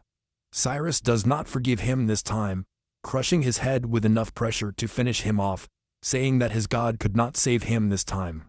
That's for sure. The nun from earlier witnesses the whole thing, asking if Ciro is crazy. How could I even think about ending the life of a believer of the god of Antinous? Cyrus will surely face the divine judgment. Cyrus walks towards her, saying that if the divine judgment crosses their path, they will see which power prevails, whether that of the gods or their own. He tells her to take him to the basement, or she will suffer the same fate as Levi. The nurse thinks about it for a minute, and reluctantly takes him to the place he so badly wants to go. She opens the passage for him, and lights a fire to guide him, saying that she has seen the priest descend from the basement several times, but everyone else was forbidden to enter. Cyrus asks if she can feel how even someone like her, who has never been on a battlefield, should feel the power strongly. She tells him that she won't believe his words until she sees it with her own eyes. They stand in front of a majestic door, and he tells her to get out of the way. He puts his hand on the door, and suddenly it opens to reveal something dark inside. The nun immediately falls to the ground out of fear, and Cyrus frowns at the pathetic scene, saying that no matter how long they live, in the end they are nothing but sacrifices. There are many human remains inside, and a tree whose roots are growing. The nun, who is still in shock, has only one question. Why would priests do such a thing? Ciro approaches the tree, explaining that the human remains he saw today were to nourish the tree, the great being. The nun is surprised to realize that all this is connected with the Antini god. Cyrus congratulates her for finally realizing the gravity of the situation, saying that the god she has always been worshipping is not as noble as she thought, and that he is just a being who devours the flesh and souls of his believers. The nun starts having a panic attack. His belief in his god begins to falter. He never imagined it would be such an atrocious thing. Cyrus tells him to face reality, and that he's going to get rid of the god's servants anyway. He uses magic to protect himself against the attack, saying that he has already killed countless monsters. But not to a god. Demonic-looking things emerge from the tree, made of the meat they consume. Cyrus tells them to attack him, and show him how strong they really are. Back at the Lord's estate, Fang clutches her head in pain as she realizes that someone has broken into the chapel's basement, and looks on. Through the window to the moon. He seems to have woken up from his dream realizing this. The demons approach Cyrus, who charges his magic attack, telling particularly to no one about how he too once set foot in hell. And that's why he knows the smell very well, and realizes that there is nothing that she can do because the world is like what she sees. She can hear the souls and the demons, the cries of resentment and everything, but she has no choice but to kill them. Even if they are the ones she told them had disappeared. And she uses her gun to attack the demons. And the nun is still trapped between her beliefs and spiritual values, asking his god what is all that he has before his eyes. Near the foyer of the castle, Carol sits on the floor in her armor, talking about how bored she is since Cyrus left her behind. Look at Nicole, who is covered in bandages, but sleeping soundly. While he wonders why he has to accept such a boring mission. She does not want to stay and protect a child. She wants a fight. She wants action. Suddenly, she feels an arrow coming flying towards her, and quickly moves out of the way before she can hit it. It seems as if his wishes have been heard and answered. And when he looks out the window, he sees a bunch of soldiers with armor and arrows in their hands. He also realizes that the house is completely surrounded. Brickton sits on his horse, and orders the soldiers to capture Nicole at all costs, according to Fang's orders. And even if they capture her as a corpse. Suddenly, all the soldiers get in position to shoot the arrows. And Carol suddenly panics and exclaims that the difficulty level suddenly went up super high from 0 to 100 very fast. She wants action and fight, but she also doesn't want to fight against so many in the world. Enemies. Suddenly, thousands of arrows are flying towards her as she runs further into the room to save Nicole, while she wakes up too. Carol mutters under her breath that he has to make sure or treat her to something delicious later. Run out the same window the arrows are coming from, surprised. Learning even the soldiers who are about to attack her, and Nicole herself as well. Carol exclaims that they must prepare for what is coming next, and steps on the face of one of the soldiers to land safely. Carol realizes how bad her situation is and decides that the two of them must escape quickly.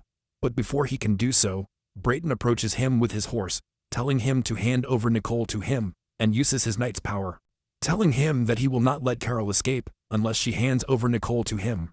A large hand made of magic hovers over Carol as she uses her own power to form a magical barrier against its attack.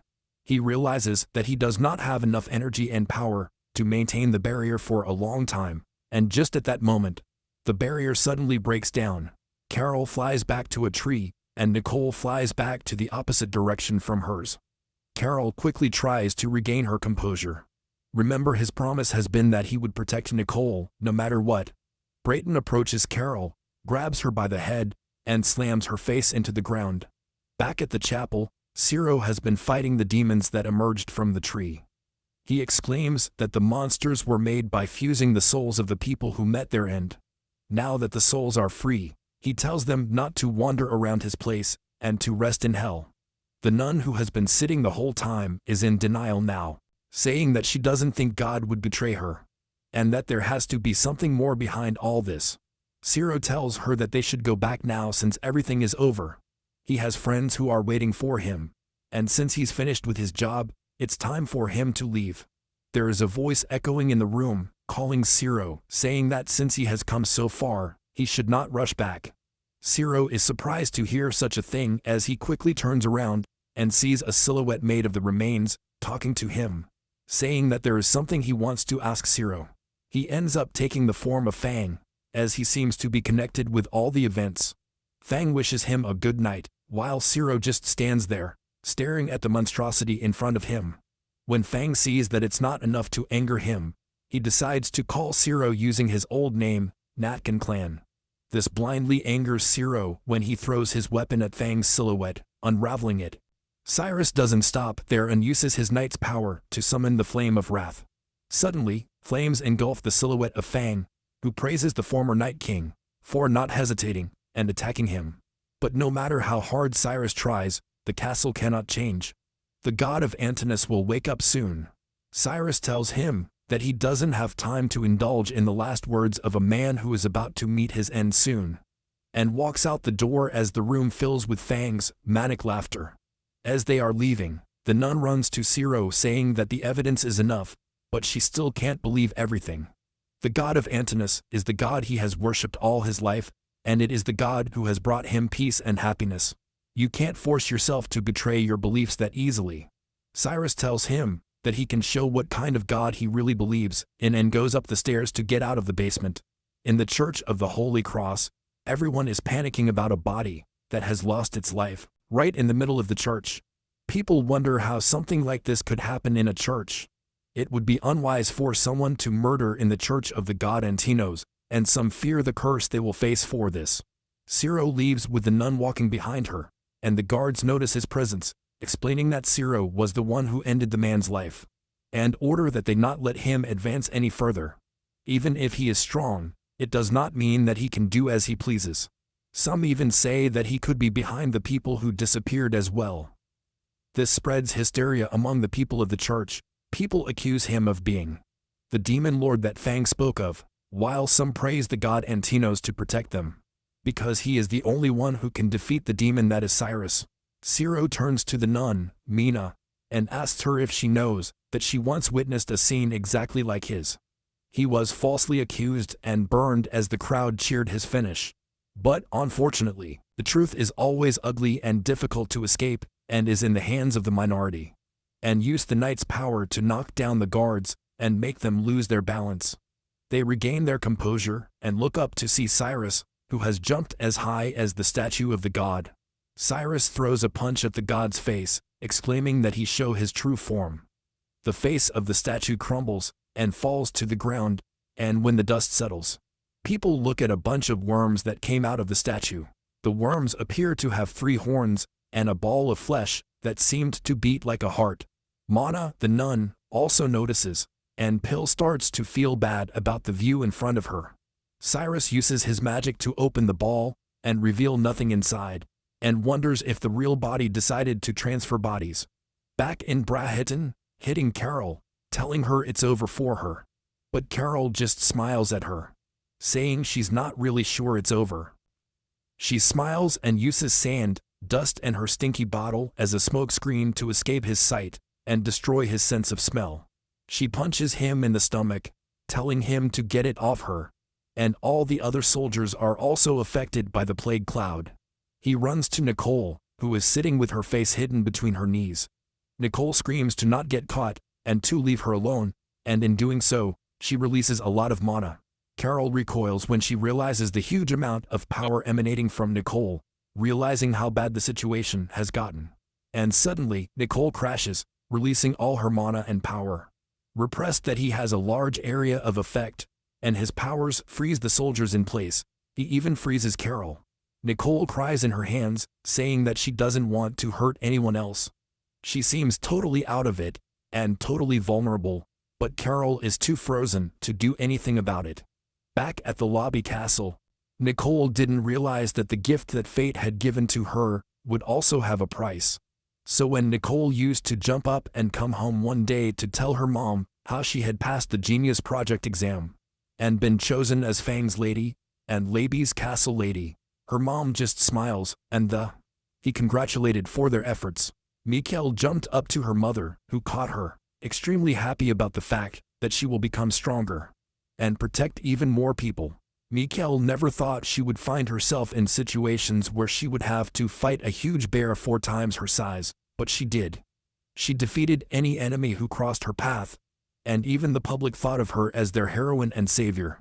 She enjoyed the compliments and attention she received for her hard work, and everything was going well for her, but then, her false happiness was short-lived and came to an end. He freezes all the soldiers in the church, but even she was surprised to do it, since she didn't mean it.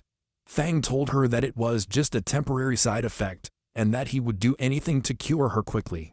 Hearing his comforting words, she clung to him as her savior, and thanked him profusely. He was lying there on a stone tablet when the real nightmare began.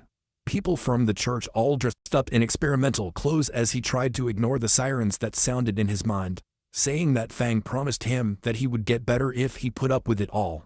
One of the men approaches her, apologizing and telling her that Fang told them that her mission was over, and that her next duty would be to meet her end there and be devoured by the Antini god. At that moment, all her hopes turned to ashes as she screamed and released a lot of power, all at once pushing people back. She escaped from there, thinking only about how she has to flee. She ran into Misius, who told her that everything is over now, and Nicole simply apologizes to her. Misius sees a light in the sky and wonders what it could be. Meanwhile, Fang also notices the light while drinking his wine and swirling it in his glass. He laughs at having seen it. He rejoices at the return of the old gods after so long. Sira runs to him, thinking about Carol, and sees a magic door in the middle of the wall, from which a man and a well come out. Looking at the light and talking about the perfect timing of everything.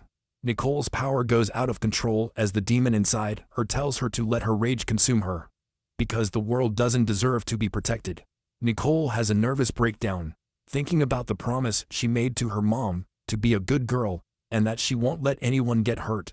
Cyrus approaches the source of the light, looking for Carol while shouting her name. As he tries to get closer, his limbs start to freeze. He wonders what's going on, and Nicias teleports to him too. She tells him that it is the cerebrospinal fluid of the ancient god, and that it has completely permeated through his body. So the people of the church in Fang are trying to turn it into a vessel for the resurrection of the god. Cyrus asks Macios why he was not present the day before, since it was she who sent him to the church. I should have informed you about this incident. Nicias scowls at him, telling him that she also had some important matters, and that she is not obliged to inform him of everything. Ciro asks if this is how he treats an ally. How are you supposed to cooperate with someone who has a lot of secrets? The two seem to be fighting now. Mises tells Ciro that he will understand one day, but that day is not today, and that he must not forget that it was she who gave him life. Ciro tells her not to play with him, because he will finish her without hesitation, and that she should keep telling him how to solve everything. Nicias tells her that Nicole's body is already ready, but the power is not enough for the next step, and that the magic container is still sealed. If he can prevent the fusion of the body and the vessel in one day, then there is still a chance to save Nicole. Cyrus is tired of all the gains as he walks forward. Nicole looks like a different person, as if someone has taken over her mind and body. As she says how great it feels to be back in such an environment. Ciro tells whatever is inside Nicole's body that whatever it is won't stay for long, because it will make her go back to where she came from. Nicole, whose body has been taken over by the Antinous god as it seems, mocks Cyrus for getting in her way, and calls him a mere human. Cyrus, however, pays no attention to the insults the god hurls at him, and instead uses his knight's power to unleash a demon king cut. The cut is so big and fast that it goes straight towards Nicole's direction, but the god Antinous, who has transferred to her body, counters the attack without any problems, and even having enough confidence to call him a mean trick. He uses his own ice magic that resembles Nicole's own magic to counter the attack. When the smoke from the collision of the two attacks, Cyrus has disappeared from his original place where he was before when he made the attack. The god Antinos looks around, trying to catch a whiff of Cyrus, and wondering where he went. As Cyrus runs through the field of frozen soldiers with a frozen Carol in his arms as well. He throws Carol into the sky where Macios is, asking her to take it, and a Carol piece falls into his hands. Ciro asks if Carol is going to survive, and Nicias tells him that she doesn't seem to have left, and that he is doing everything possible to get her back to normal. Cyrus warns her that she must at least save the people she cares about, even if he is starting to lose trust in her as an ally. And Nicias tells her to leave Carol to him, and that she can trust that he will never do something that puts their lives in danger. Nicias turns around to escape to a safer place so he can heal Carol. Ciro turns to Nicole, who is currently corrupted, as the dust has settled, and everything is visible now. Nicole tells him that he shouldn't worry about others when he finds himself in a worrying situation. Cyrus scoffs, saying that he doesn't even look strong, and Cyrus has taken the life of fallen gods like the one before.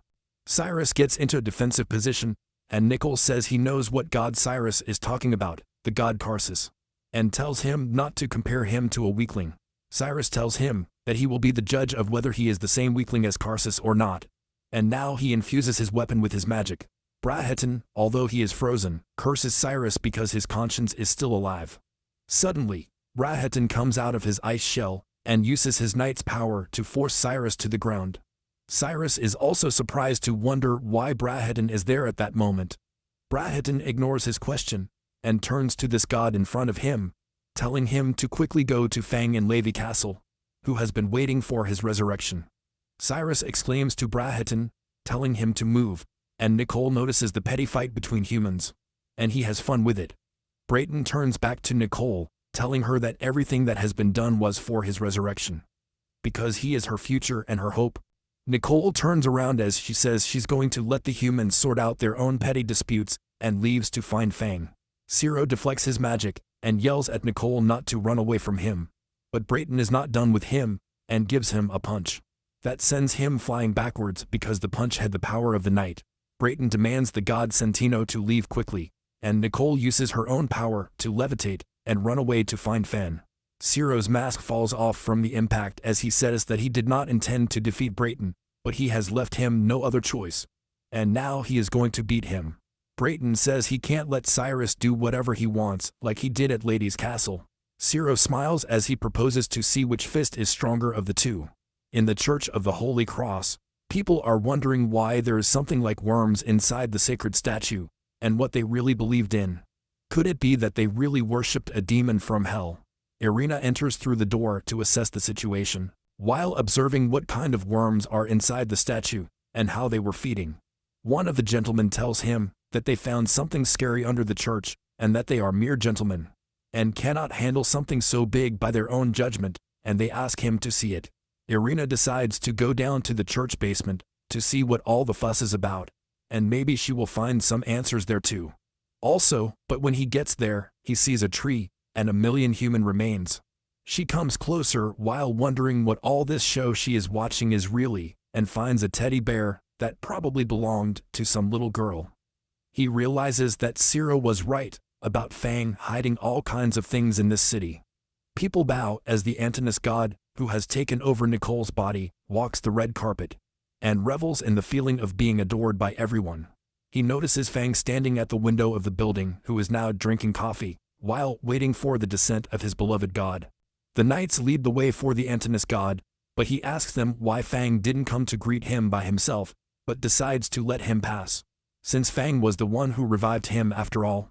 Fang welcomes him back into the world, saying that he has been waiting for this day for so long that he can't even explain it. The knights say goodbye, and the Antinous god walks towards Fang, praising him, and saying that he has the qualities that are required of a servant of God, and that he recognizes Fang. Fang smiles at hearing his compliments, thanking his god in front of him.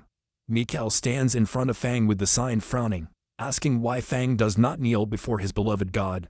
Even the most loyal servant must kneel. Fang apologizes while saying that there is something more important that they should be talking about, and the Antini god tells him that he is going to overlook it because he is loyal to him, and asks what the ice hammer is going to do since it was the weapon infused with magic she used, and only he can handle it. Fang apologizes without regret, saying that it is no longer possible. When Nicole seems even more confused, Fang explains that he didn't spend decades just researching the gods just to become their slave. The Antini god becomes even more skeptical now, and asks what Fang means by what he said, and Fang tells him that he found something interesting in the books he read in his time. They wrote about human neural structures and the ways to control minds. He realizes that controlling only one mind means governing all minds. The book in his hand falls out while using his art to break Nicole's mind. The god and Antino screams in pain, screaming and yelling at Fang, and demanding to know what he has done.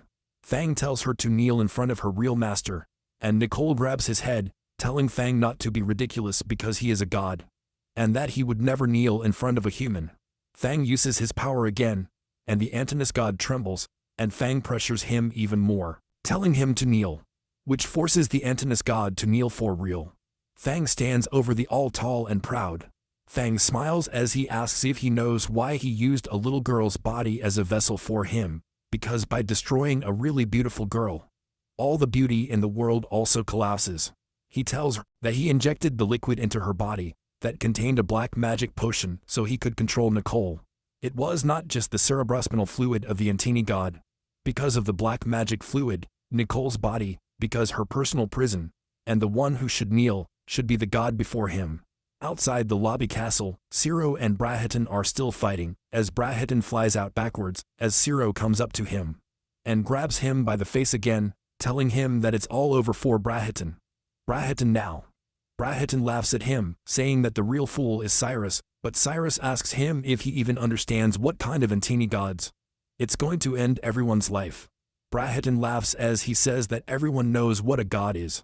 The gods are just lies to fool dumb people. And from the very beginning, the god was a vessel to target the dumb. They would never serve a god. Cyrus walks towards Leek Castle, while Braheton lies in the same position with spears on his limbs, while laughing maniacally, asking Fang to show them his true purpose. Cyrus wonders what's going on in his town, because he has no idea why Fang and his people would revive a god just to not serve him. Mises uses his magic circle to treat Carol, while Carol has a dream in her subconscious about Nicole screaming and crying out for her mother. Since Misius is using his magic, he can also look into his subconscious and realizes that the dream is about Carol's past. Cyrus rushes inside the lady's castle, while cursing Fang and his people, always catching others with conspiracies, just like Natsu. He will never forgive them and their foolishness. He flies over the roofs of the building, and even the knights recognize that Cyrus is running through the night sky, and throw some curses at him. Because they wouldn't do that, they exclaim to each other not to let him escape, and to end his life, because Fang has ordered it, and that there would be a bonus for them if they defeat him.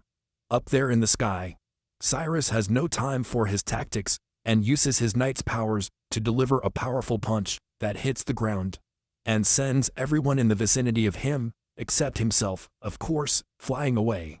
Cyrus is in a fit of rage as he runs deeper inside the castle, saying that he will never forgive Fang. In Levi Castle's large library, which is underground, Fang holds Nicole's body in her hand and carries her further down in the library. There's a magic circle in the middle of the library, and Fang takes Nicole's body there, talking about how after thousands of years of gods controlling humans, now humans can finally control the gods and take a new step forward.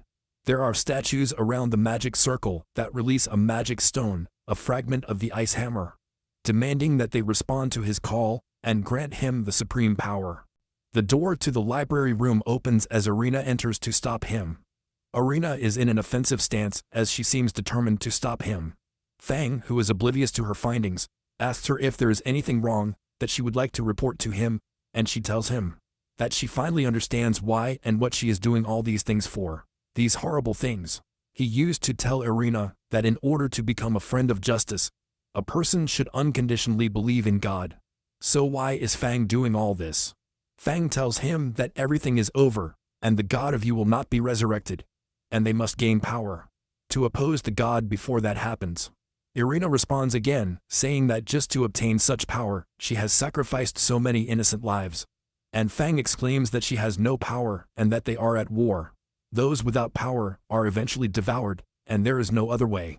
Arena now sees another side of Fang that I've never seen before. Fang tells Arena that her sense of justice is very admirable, and that's why he can't harm her, but he shouldn't interfere. The sandy hand holding the weapon trembles as she apologizes to him and uses her knight's power against him, telling him that she has no choice but to interfere. And that's his true sense of justice. She uses her power, the sacred judgment, to send fireballs at Fan, who deflects her attacks, and says that all her powers are too weak. She is talented, but too naive. He tells her that he is not her enemy, and that she should not stand in his way, so that she does not end up doing something that they will both regret. Irina tells him that he just has to defeat him, with the pride of the Branquino family. She uses her court, and there is too much smoke to see what really happened, and she wonders if she was able to do her duty. Fang calls her silly, while the ice envelops all her flames that she used the Antini god to create. Fang laughs and tells him that there is no way he can defeat him after he has come so far that he can control a god now. Irina realizes the position they are really in and realizes how she is using God's power to fight a war. Fang is laughing maniacally now as he says that he sealed the power in Nicole's body with his own hands. And now he is the only one in the world who is in the control of a god. Suddenly, the god Antinous awakens, while Fang tells him to defeat Irina. The god quickly uses his ice powers to bring down Irina. Irina tries to catch her breath after facing the impact, and Fang is at a peak that no one can defeat him anymore. Irina coughs and catches her breath to get up again. He seems to be in a pretty bad state, and Fang tells him that all his efforts to stop him are useless. There's no way a plan she's worked on for so many decades would end up ruined by someone like her, an ordinary human. He orders Nicole to use Antino's divine powers to finish off Irina once and for all, and his spears made of ice fly at her. She wonders if this is really the end for her. His justice ends right there, at that moment. Suddenly, the roof opens, and Fang is totally shocked by what is happening. Cyrus flies in from the hole in the ceiling, telling Fang that he has a gift for him, and throws a punch aimed at Fang, using his knight's power. It hits the floor, which seems to be the cause of the ceiling opening up. Irina is amazed by what is happening in front of her eyes as Ciro calls her, asking her if she remembers that he told her one day that he was going to change his mind about her whole situation. Turns out he was definitely right about that. Irina sighs as he says that he should have known from the beginning what Fang was up to, and Ciro tells him that he doesn't know the details. But he has seen all the dirty tricks in the world to know more than anyone when something is wrong. He can smell them from miles away. Ciro walks forward as he turns to Fang. He tells her that it's about time for Fang to pay for his sins. When someone does bad things, then there's a price to be paid. It's just natural. Fang, who is incredulous, scoffs that he doesn't need to pay the price. He is becoming a god. Why would I live by human standards? He orders Nicole to attack Cyrus, but the god of Antino turns to the ceiling, and all the weaving, and Fang asks if something is wrong, and why she suddenly stopped listening to him. Nicole laughs, and suddenly Fang is eating a punch in the face that Ciro gives her. Fang ends up flying backwards as she gasps in pain. Nicole and Cyrus face off back to back, and Cyrus calls him scum, and certainly not someone a god could be. Antino's god says thank you for getting rid of Fang for him. All the ice fragments swirl around Nicole, as she exclaims that she has finally taken control over her new vessel, and as a reward, he will prepare a place for Cyrus in the new world he creates. Ciro realizes how bad the situation has gotten, and how he should not let Nicole merge with the magic vessel. He jumps at Nicole, trying to stop him somehow or another, but Nicole tells him that it's already too late to stop him. Now he is going to unleash all his divine power. Suddenly, there is immense power coming from Nicole that pushes everything in the vicinity. Carol initiates Ben, the ray of light in the sky that was revealed when Nicole's body was being taken over by the god Antinous, and Carol wonders if Cyrus ended up failing in the end. There is concern in his voice as the two look up at the sky. Suddenly, out of the ice, a demonic creature emerges that is taller than any other. He inhales the atmosphere around him and revels in how good the world is at that moment for him. Fang is still not fully gone as he realizes that his plan is failing. He feels the need to do something so that all his efforts are not wasted. He grabs his gun again to control his god, but before he can do so, the god sees him first, triple, or maybe even quadruple his size. He grabs Fang in his hands, and Fang exclaims while telling him to let him go because he is the master. The god laughs as he says that Fang can't control him anymore. Fang has a nervous breakdown, while saying that he was the one who resuscitated him, and that he should at least show some gratitude. Antinous praises him for having a fair point, and says he is going to finish him off as a reward for reviving him, and crushes him in his hand. And so, Fang loses. Back at the chapel, Fang used to teach and preach about how calamity was going to descend upon them, and only God was going to be able to save them, but that same God is the one who ended his life. Antinous' God comes back to life. His body glows, and he begins to break everything around him. He crushes buildings with his feet and steps on people.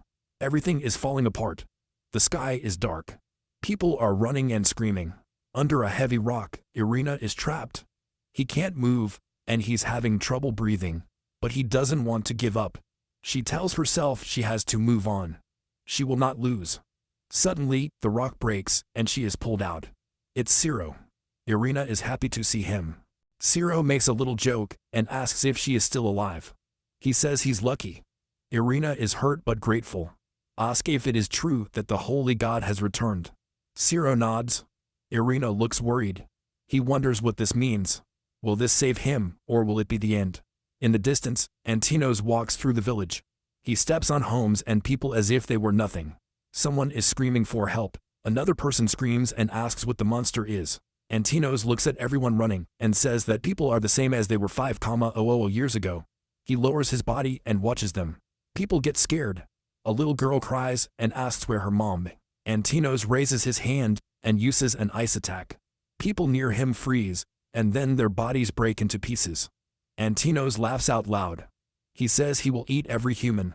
He absorbs their souls and says they taste good. Irina watches him and feels that she must stop him. She gets up and tries to run, but Ciro grabs her by the arm. She looks at him and asks what he is doing. Ciro tells him to stop. He says that if she runs like that, she will only get hurt and will not help anyone. Irina yells at him. She asks what they are supposed to do then. Are you going to sit here and do nothing? Cyrus looks at Antinos again, then says he will fight, to give them some time. He tells Irina to go find someone named Messias. She says Messias is her partner, and if anyone can help, it's her. Irina looks at him surprised. She asks why he is helping. It's not even from Levi Castle. Ciro smiles and says that maybe he's just curious. He takes his gun and runs towards Antinos. Irina yells at him to stop, but he doesn't listen. She falls to the ground again. Irina is seriously injured. Just then, someone appears behind her. Irina turns around and sees a woman. The woman says his name is Messias. She says that she is Ciro's partner and has come to give something important. Antinous continues to destroy the city. He laughs and says, "This is what I missed the most." He's happy to be back. Suddenly, something hits him in the face. It's a hard blow, and Tino steps back and asks who hit him. He's angry. Then go to Ciro. Ciro smiles and says it was him. He asks if the blow felt strong, and Tino is surprised. He asks how Ciro is still alive. Ciro says he wasn't ready to die yet, and Tino says he let Ciro go once, and it was silly for Ciro to come back.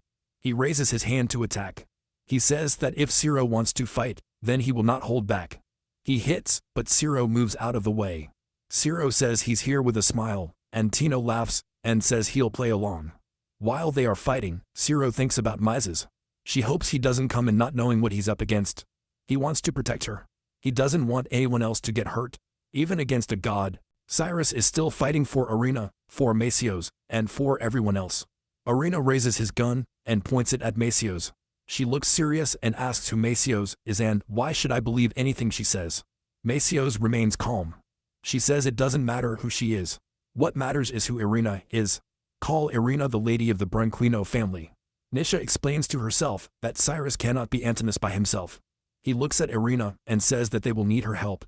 Irina is confused. She asks what Messios means by that. What could she do? Messios turns to look at Antinous. She says that even the gods can be defeated. She explains that Antinous has just returned. His body is not completely strong yet. If they can find their weak spot, they can win. Nisus then asks Irina how Nico looks. Irina's face turns sad. She stays silent. The scene changes to the fight between Cyrus and Antinous. Antinos hits the ground with a powerful attack. Ciro jumps out of the way just in time. He knows that if he had been a little slower, the attack would have hit him. Antinos laughs out loud. He says that nothing that Ciro is doing matters. He attacks again and again, without giving Ciro time to breathe or move. Cyrus is doing his best to block the attacks, but Antinous is too fast. He says Ciro shouldn't think he can get away. Ciro knows he has to take a risk. He has no other choice. The scene changes to the place where Antinous was resurrected. The priest Andrew is shaking. He can't believe what he's seeing. He says it's not possible. He says this thing can't be a god. Remember Lord Fang saying that the god would protect them. People around him are angry. They start throwing eggs at him and yelling at him. They blame him for everything. A person shouts that the priest lied to them. Another says it's their fault their homes have disappeared. Andrew tries to cover himself and says it must be a nightmare. He says Lord Fong would never lie. The crowd gets noisier. They start calling him a sinner. Andrew is scared, then someone approaches him. It's Irina. Andrew thinks he's there to help people, but he's not. She grabs him and demands to know where Nickel is. She asks where the laboratory is. Andrew is shaking. He says he can't tell her. Lord Fan said it was a secret. He says he must be loyal. Irina hits him. Andrew falls to the ground. He looks up confused. Irina yells at him. She says that Lord Fong is no longer alive. She says Antinous destroyed him, and everything he said was a lie. She tells Andrew that everyone was deceived, not just him. She points her gun at him and says she doesn't have time for this. She tells him to speak now or she will force the truth out of him. Andrew is shaking. He finally gives in. He hands her a key. He tells her to go to room 101. In the background, there is a hidden door that leads to the laboratory. Irina takes the key and runs. She tells herself that Ciro just needs to hang in there a little longer. Back in the battle, Ciro is doing his best to stay strong. Dodge another attack and take a deep breath. Charge against Antinos. Antino sees it and laughs. He asks if Ciro has given up and is running towards his end. He says it's fine for him, but Ciro has a plan. He thinks there must be a weak point. If he can land a good punch, he could make Antinos fall. He runs after Antinos, approaches his leg, and hits it hard. Did Cyrus' attack work? Cyrus swings his weapon with all his might, and strikes the mighty god Antinos. He takes a deep breath, waiting to see if his attack was enough to end the battle. For a moment, everything is still. Then a loud laugh echoes from above the clouds. The fight is not over yet. The laughter sounds like she's praising Cyrus and making fun of him at the same time. Ciro stays standing, holding his gun tightly. He hears Antinous talking again. The mighty god tells him that he still has a long way to go before he can defeat him. The sky clears, and Cyrus sees Antinous standing there. To his surprise, the damage from the previous attack disappears completely. The wounds of the god fade away as if nothing had happened at all. Ciro looks on in disbelief. He had used all his strength. He gave it everything he had, but it wasn't enough. Antonu is still standing, and Ciro doesn't know what to do next.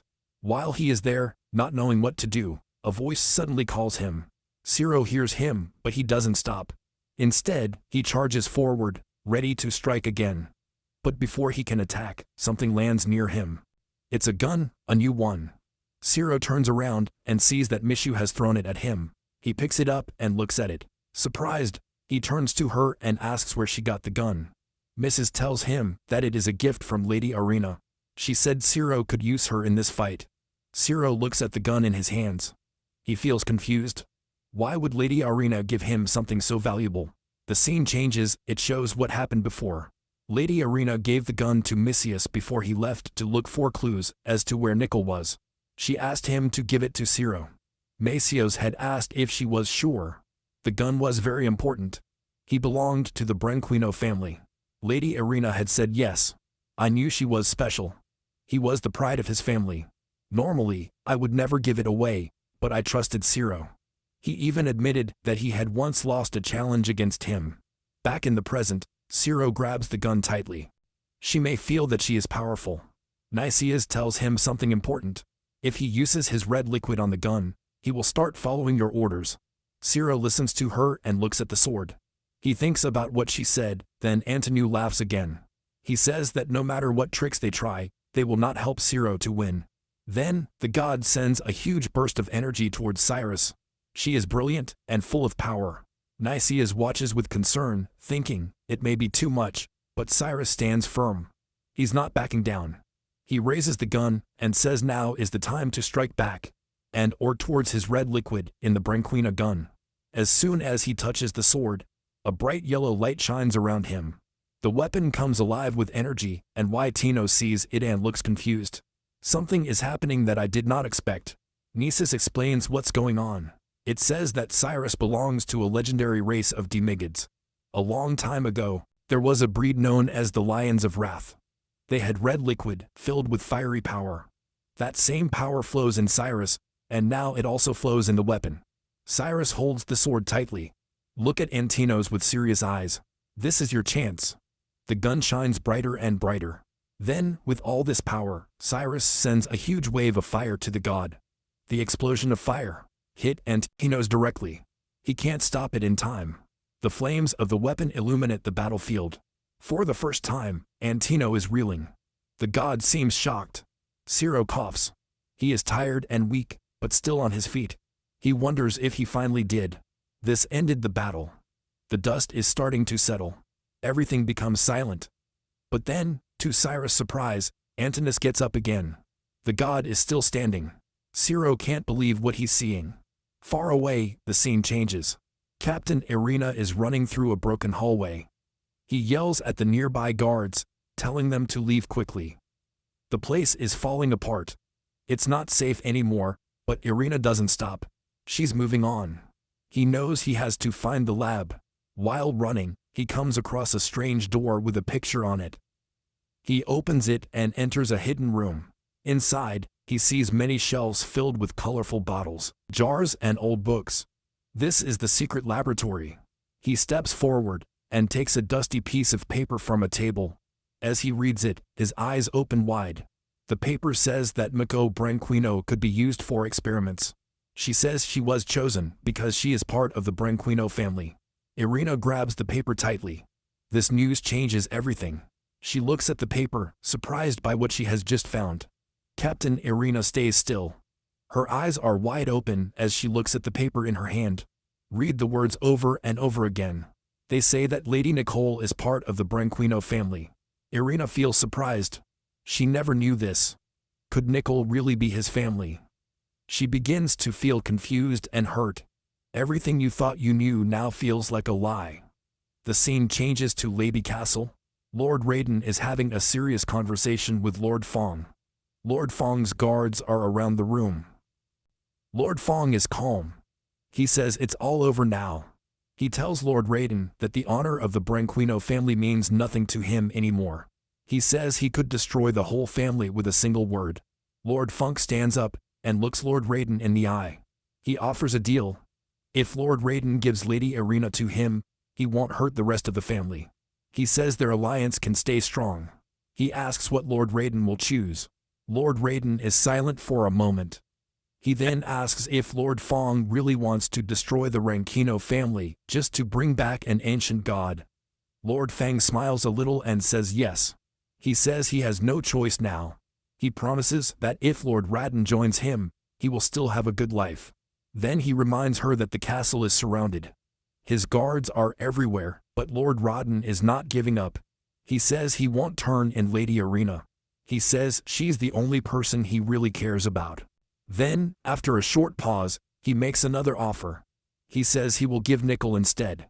She is also from the Branquino family. He says maybe she's still useful. Lord Fang smiles and mocks him. Lord Raiden doesn't like it. He gets up and gets serious. He warns Lord Fang to stop pressuring him. If they're going to make a deal, it has to be now, or there will be problems. Lord Fang agrees. He says he still wants the Branquino family to remain linked to Levy Castle. They shake hands. The deal is done. Lord Fang says that Lord Raiden is still the most respected knight in the castle. Back at the lab, Irina drops the paper. His hands are shaking. He can't believe what he just learned. Nicole, who was taken over by Lord Fong, was supposed to take his place. It was to be used as food for the god.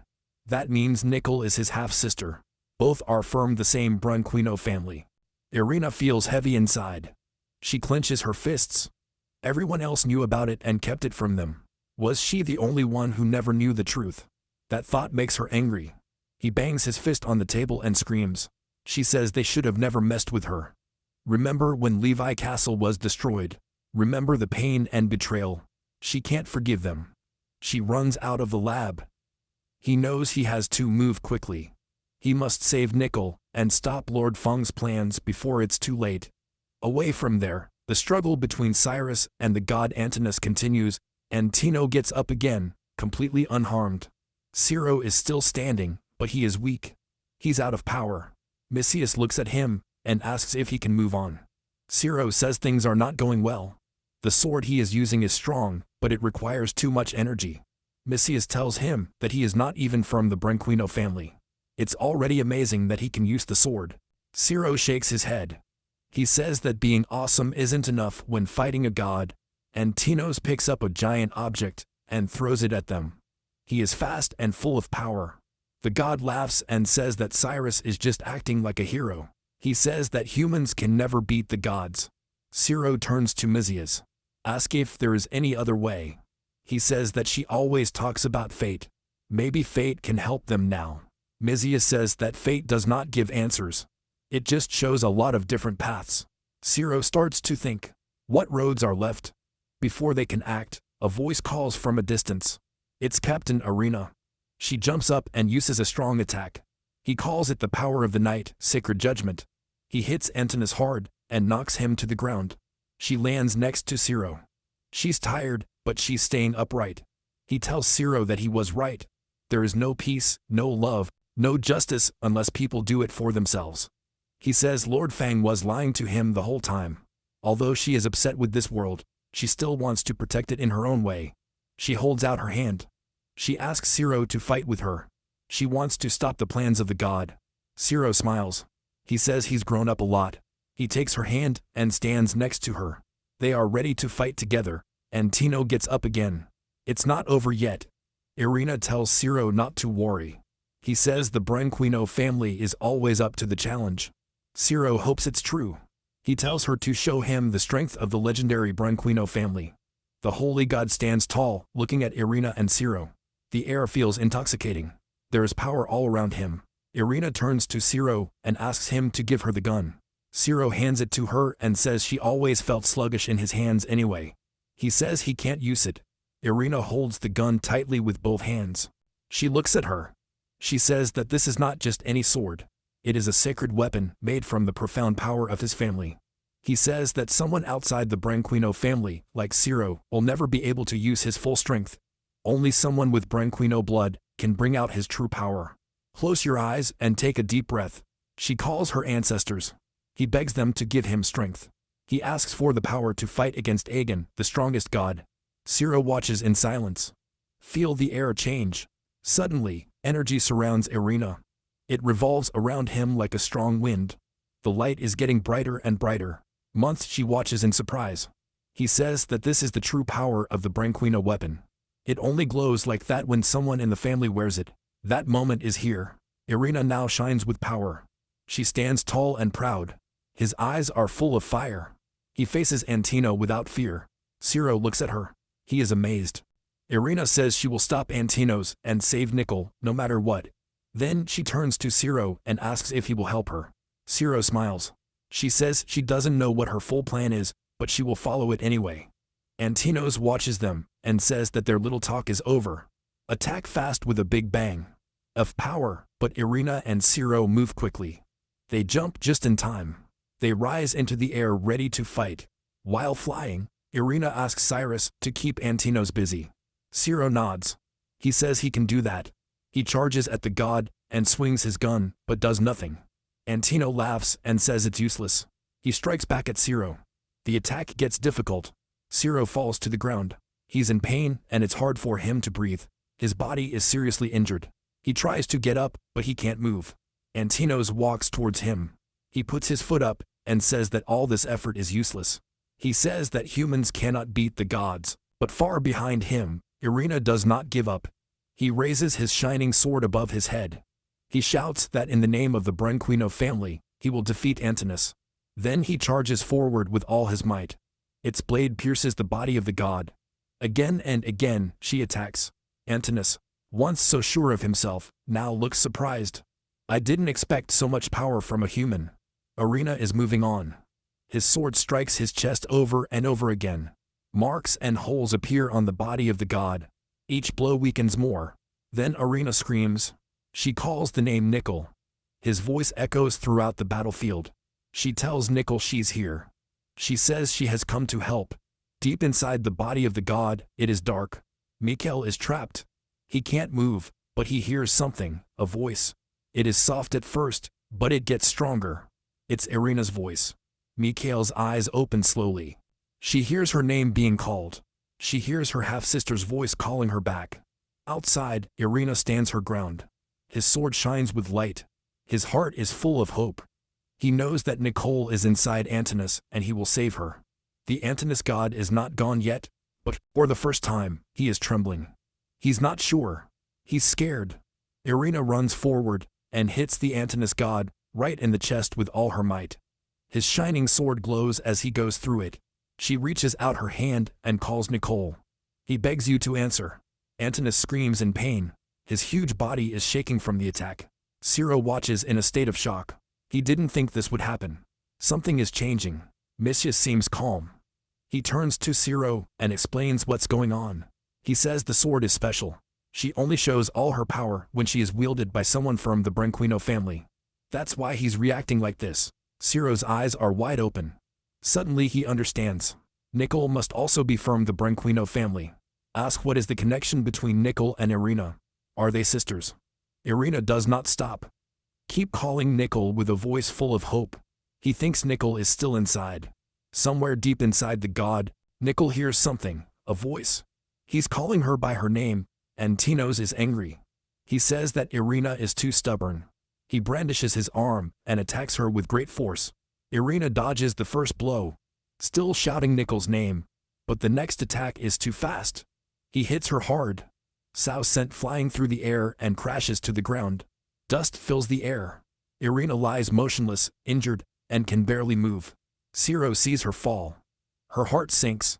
She knows she can't go on alone. His sword, even with its great power, is not enough to defeat a god. Ciro tries to get up, but his body doesn't move. He screams in pain. Misias runs to him. Her hands are shining as she starts to heal him. He tells him to stay still.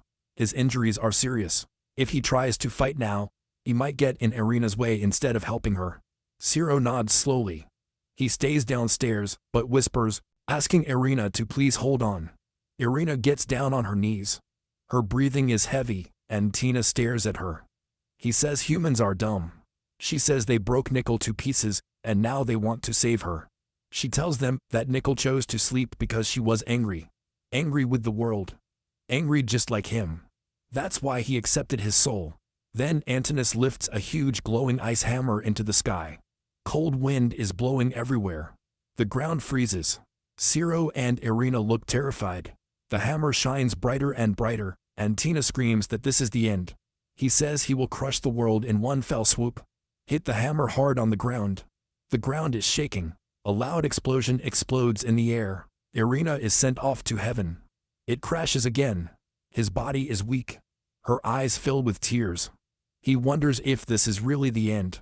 Everything she worked for is gone, but before she can fall back, someone catches her. It's Ciro. Although he is hurt, he hugs her tightly. He tells her not to give up. Not yet. Irina looks at him. Her eyes are full of sadness. Ask what they can do now. Nothing has worked. Antinos is too strong. Cyrus looks at the shining sword in his hand. He says that fighting is not enough. Not anymore. Now that Antinos has the ice hammer, they can't win by force alone. They need to try something else. Ciro asks Irina to give him the sword. He wants to use it to wake up Nicole. Irina looks at him. She's not sure. He asks if he can really do that. Ciro nods. He says he and Nicole have been hurt by the world. Both were abandoned. Maybe that's why he's the only one who can reach her now. Nisha is standing next to them. She tells Cyrus that she has used all her power to heal him. This is your last chance. There won't be another one. Cyrus takes Irina's sword. He grabs her tightly. This is not just a fight against a god. This is the last chance to save Nicole.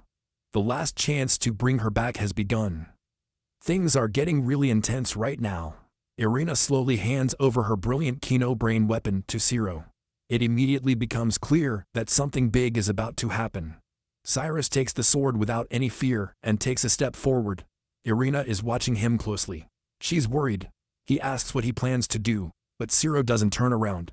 He keeps walking. He's just saying one thing. He says he already knows what it feels like to not be alive.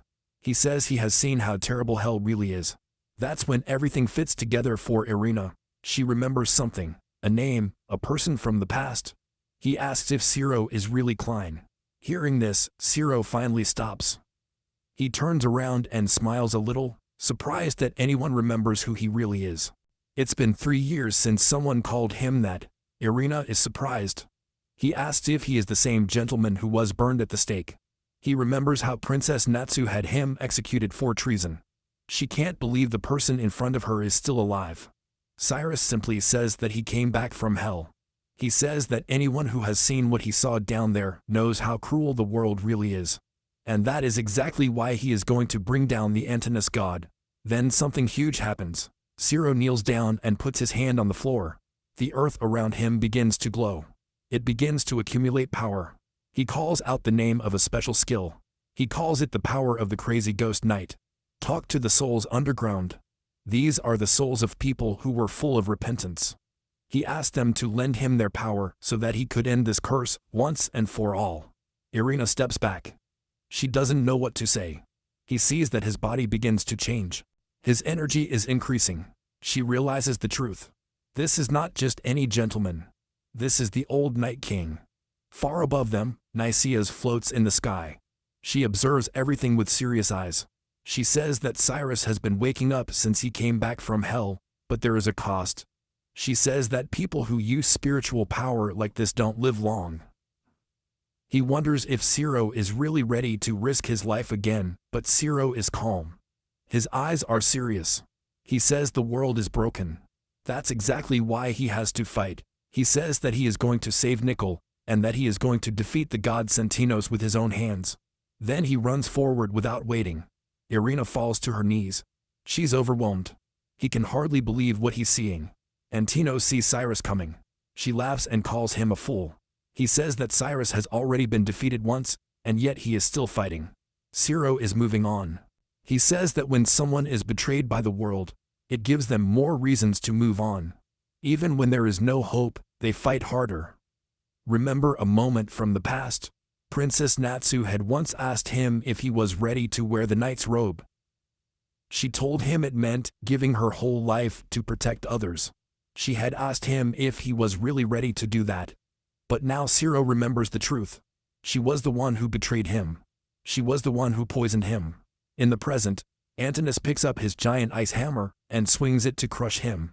But Zero screams that he won't fall, not until he knocks down Princess Natsu. He locks the hammer, and Zero is surprised. Zero yells at him to stop underestimating him, and Zero says that he hasn't even used all his power yet. But just then, Cyrus destroys the ice hammer, crushes it with great force. The god cannot believe it.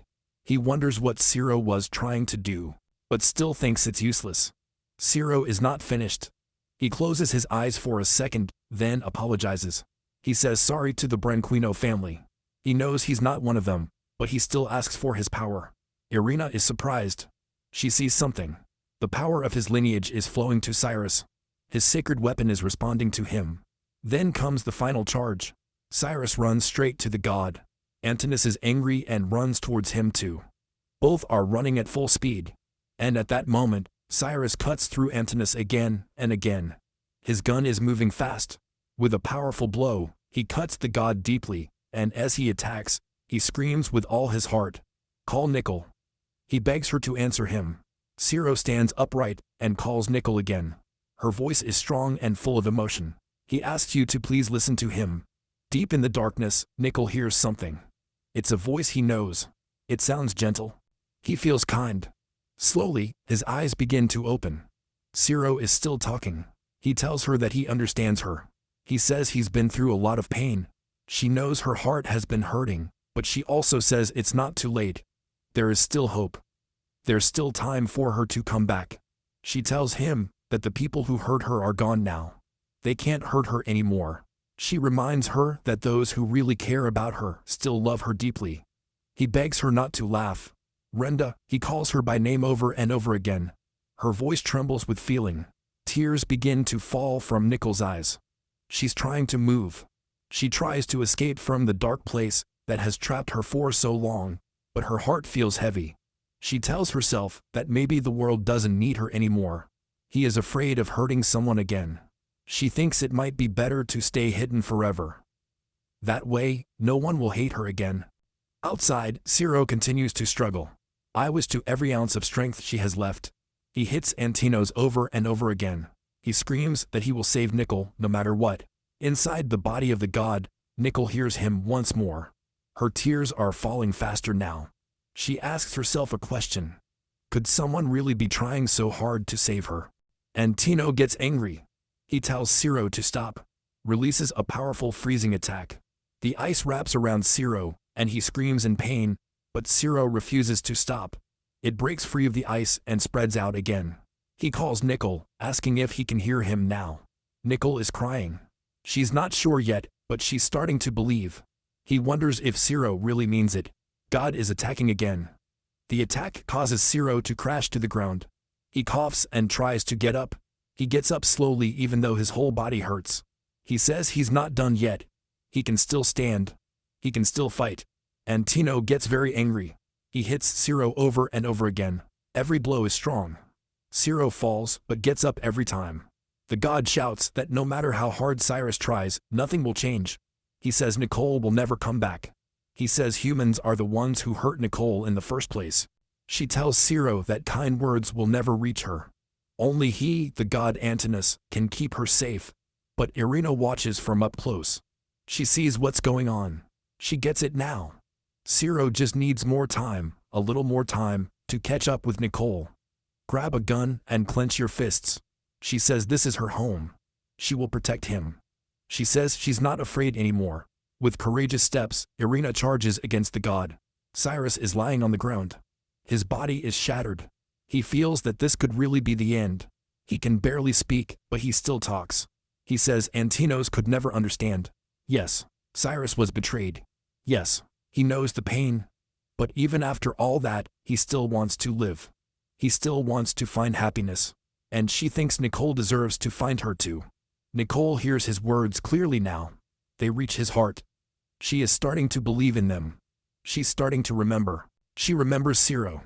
Remember Nicias and Irina. She remembers her older sister Carol, and then she remembers her mother. His mother had told him something important. He told her to never forget to find happiness. Nicole starts crying again, but these are no longer the one. Tears of sadness. These are tears of strength.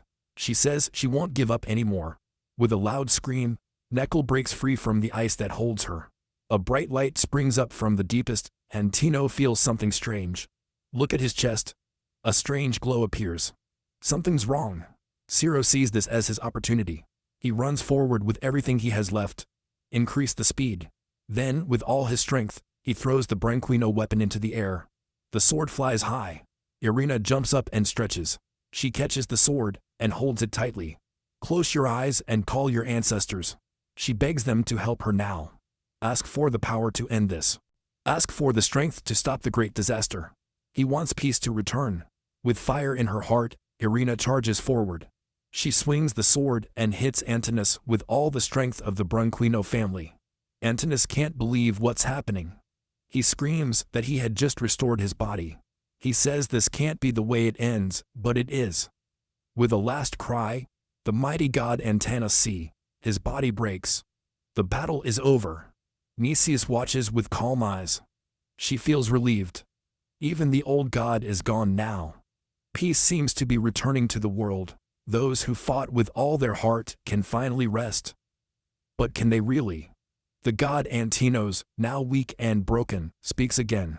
Her voice is shaky. He tells them to stop. His icy body begins to crack and crumble. Pieces of it fall to the ground like melting glass. At the same time, Nicole begins to fall from the sky. His eyes are closed. She thinks it's the end for her too. But just before she hits the ground, Irina runs over and catches her. They land safely on the ground. Nico opens her eyes in surprise. Irina looks at her and gives her a gentle smile. She tells Nicole that she is fine now. She says she won't let anyone hurt her again.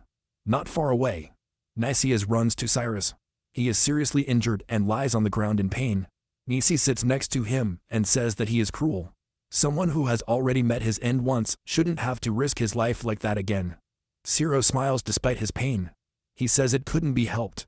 He made his decision. Nisi gently begins to heal him with magic. Her hands are shining as she heals him. She tells him that he will be fine this time. Zero smiles and laughs. He says if she hadn't saved him the first time, he would have gone to hell anyway. In the distance, Irina and Nicole's older sister Carol are watching everything.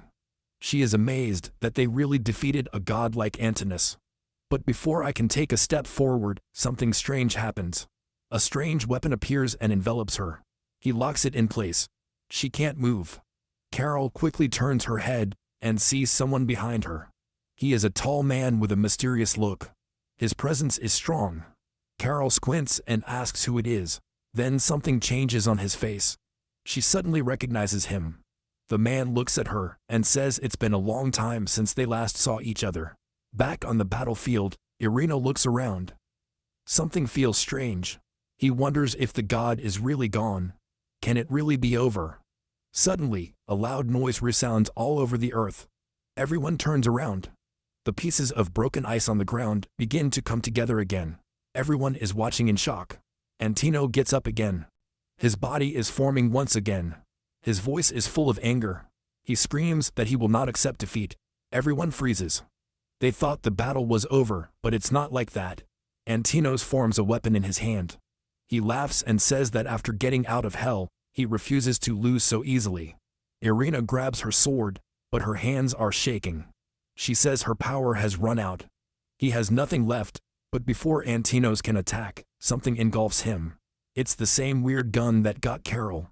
The god is suddenly locked in place. He fights, but he can't move. Antino knows exactly who this weapon belongs to. Look at the man who is nearby. It's him. Carol is still trapped. She looks at the man in amazement. His power is clear. He has managed to catch the god without any effort. Antinous shouts Risusu's name out loud. He demands to know how Risusu, a human, is still alive after 5,000 years.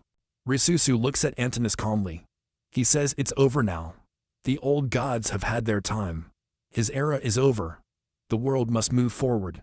He says the future belongs to something new.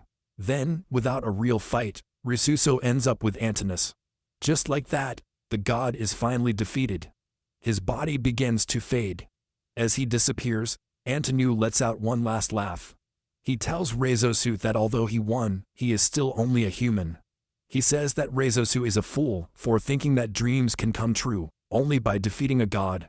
He says that hope is useless. Then Antinous disappears and is gone forever. The battlefield is silent. No one's talking. Zero sits down slowly. He's still hurt. He says that Reizusu always shows up and takes the best moments for himself. Irina watches Reizusu carefully. He feels a strange pressure in the air. Something about him is not normal. He can't relax completely. Reizusu still has Carol trapped in his gun. Look at everyone calmly. He says there's no need to be afraid. He doesn't plan on fighting them. He says he respects them. Respect the brave people who faced a god and survived. He says they've done something amazing. Then he explains what he really came for. He says he wants to make a deal. It's a simple deal. He wants to trade Carol for Nicole. Everyone is paralyzed. Carol looks down. He says quietly he's sorry. He tells them he regrets getting in the way again. A brief moment of peace has already been broken, and a new challenge is waiting. Reizusu stands upright, still holding Carol tightly with his strange weapon. His voice is calm as he offers a deal. He says it's a simple exchange. The exchange is to exchange Nicole for Carol. Ask if they are ready to accept it. Irina immediately takes a step forward. She does not hesitate. He raises his voice and says no. She refuses the deal. He says he made a promise to Nicole. A promise that no one would hurt her again. Nicole has been through too much pain already. From now on, Irina says that she will protect Nicole no matter what happens. Reizusu looks at her with serious eyes. He tells Irina that this is not a fairy tale. This is not an argument. He says she has no power. He can barely stand up. He adds that if he really wanted to, he could take Nicole by force. The only reason he's offering a deal is to give them a little pride, to make them feel like they had a choice. Still, Irina holds her gun and raises her head tightly. He says the real sane would say yes to a deal like that. He promised Nicole the opportunity to live a happy life. That was his promise, and he won't break it, not even for a moment. He says he won't do something so embarrassing. Asura watches from the ground. He knows what he has to do. He turns to Mzes and asks him to help him get up. Mzes looks at him with concern. He says that he is seriously injured and should not move, but Asura does not listen and continues standing.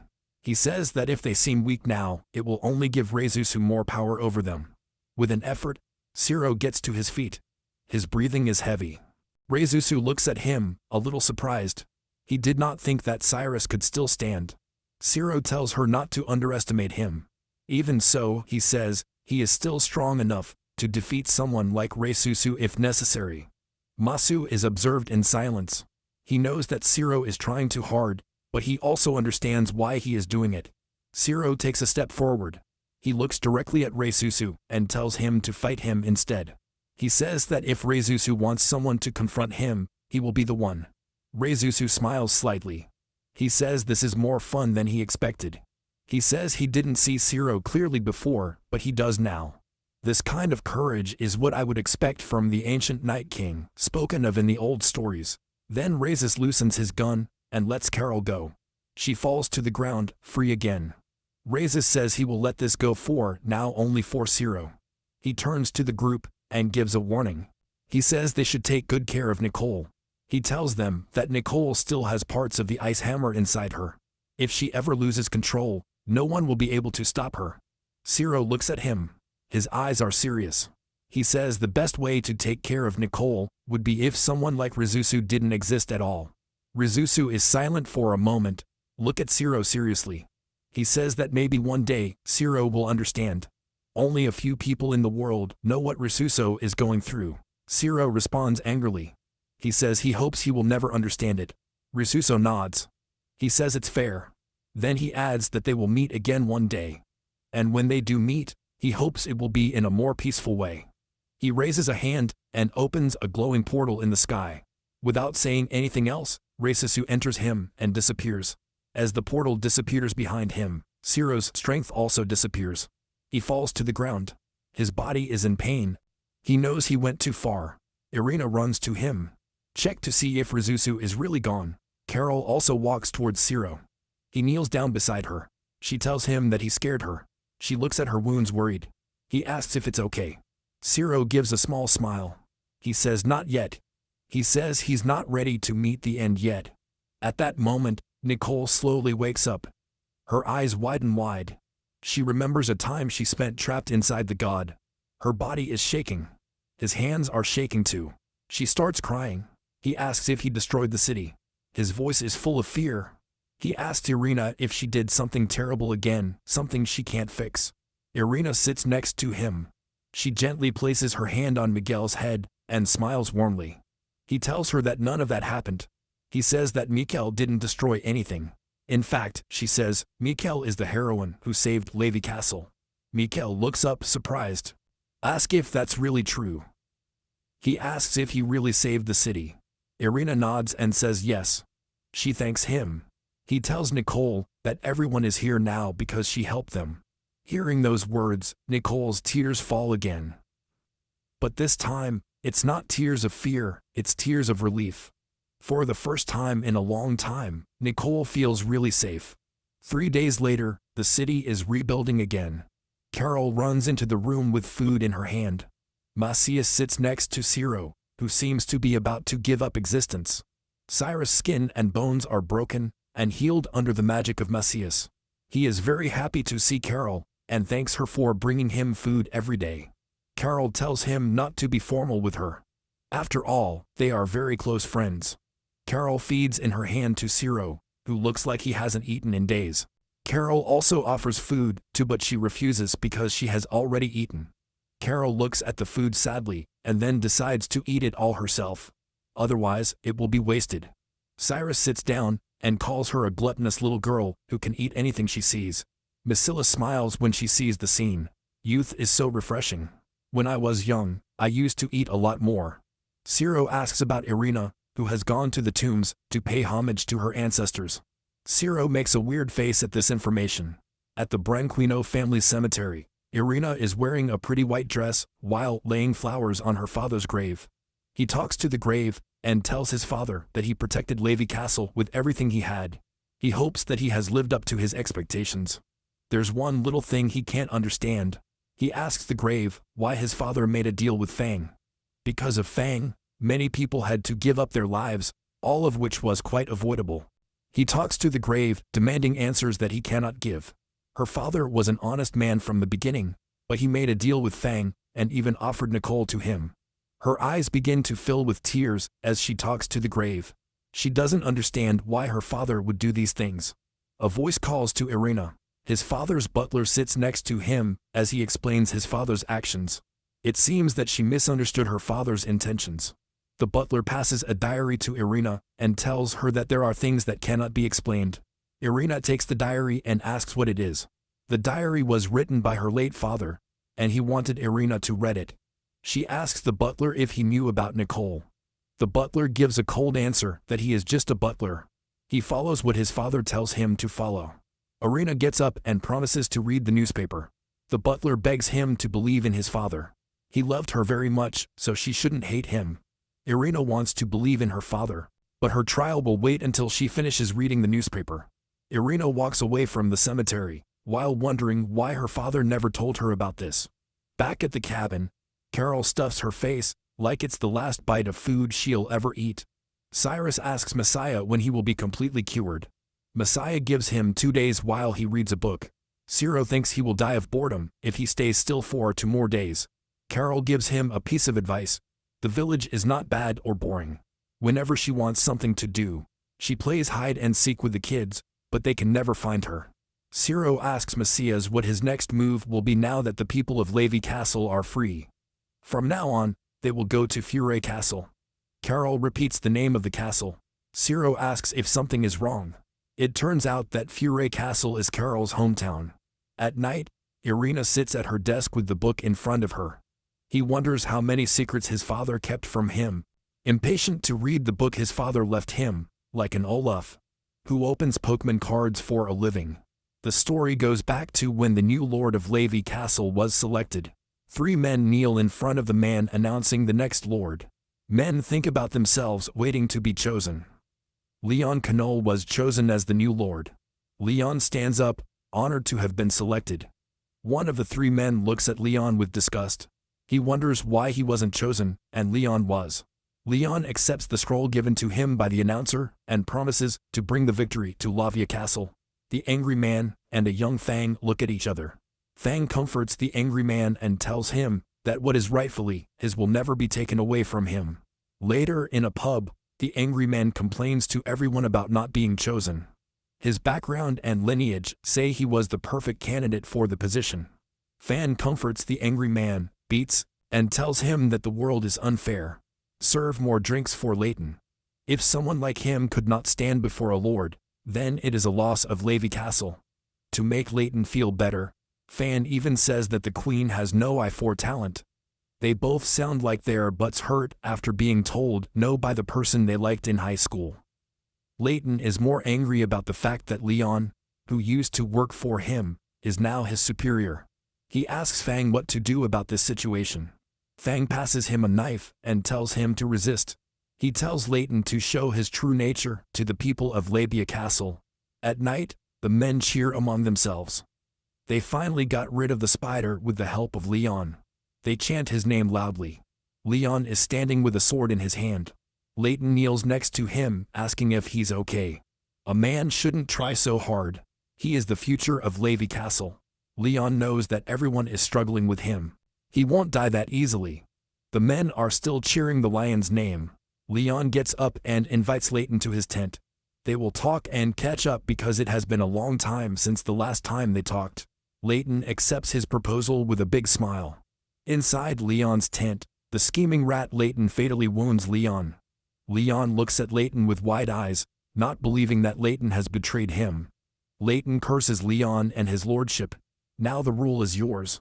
Leon reminds Leighton that the queen will never forgive him for his treasonous acts. Leighton smiles like a maniac. He tells Leon that the man who decides the traitor is the man who survives. The knights are guarding the lion tent from outside, wondering if there is a fight going on inside. Leighton comes out and shows the lion's head to the knights. It shows that he was the one who got rid of Leon the traitor. He will not accuse Leon's friends of treason. The knights spring into action. There's no way Leon would be a traitor. The men rush against Leighton, ready to get rid of him for hurting their leader. Before they can do anything, masked knights get rid of the men who were on Leon's side. The masked knights bowed to Leighton, accepting him as a hero. Fang enters the scene and congratulates Leighton. Leighton tells him to inform Princess Natsu about Leon and his treasonous acts. For now, he will take over Levy Castle until a new lord is appointed. People cheer for Leighton as he takes over the Levy Castle. Irina's father narrates that even he thought that everything went too well, but the real rat was hiding in the shadows even then. At the church, Fang attacks Leighton with his divine weapon. Leighton grabs his head and asks Fang what he has done. Fang reveals that this was a little magic trick he did to make sure that Leighton would obey Fang under any circumstances. His mind now belongs to Fang. Fang reveals that Leighton's body is filled with a special potion that he prepared himself. No wonder he invited Leighton to so many drinks. From now on, Leighton is Fang's servant. Fang and Leighton kneel in front of the announcer as he chooses the next lord. Fang is chosen because of his dirty tactics and promises to keep Levi Castle safe. Leighton sits next to Fang as he comes to terms with everything, while feeling that all this is a big nightmare for him.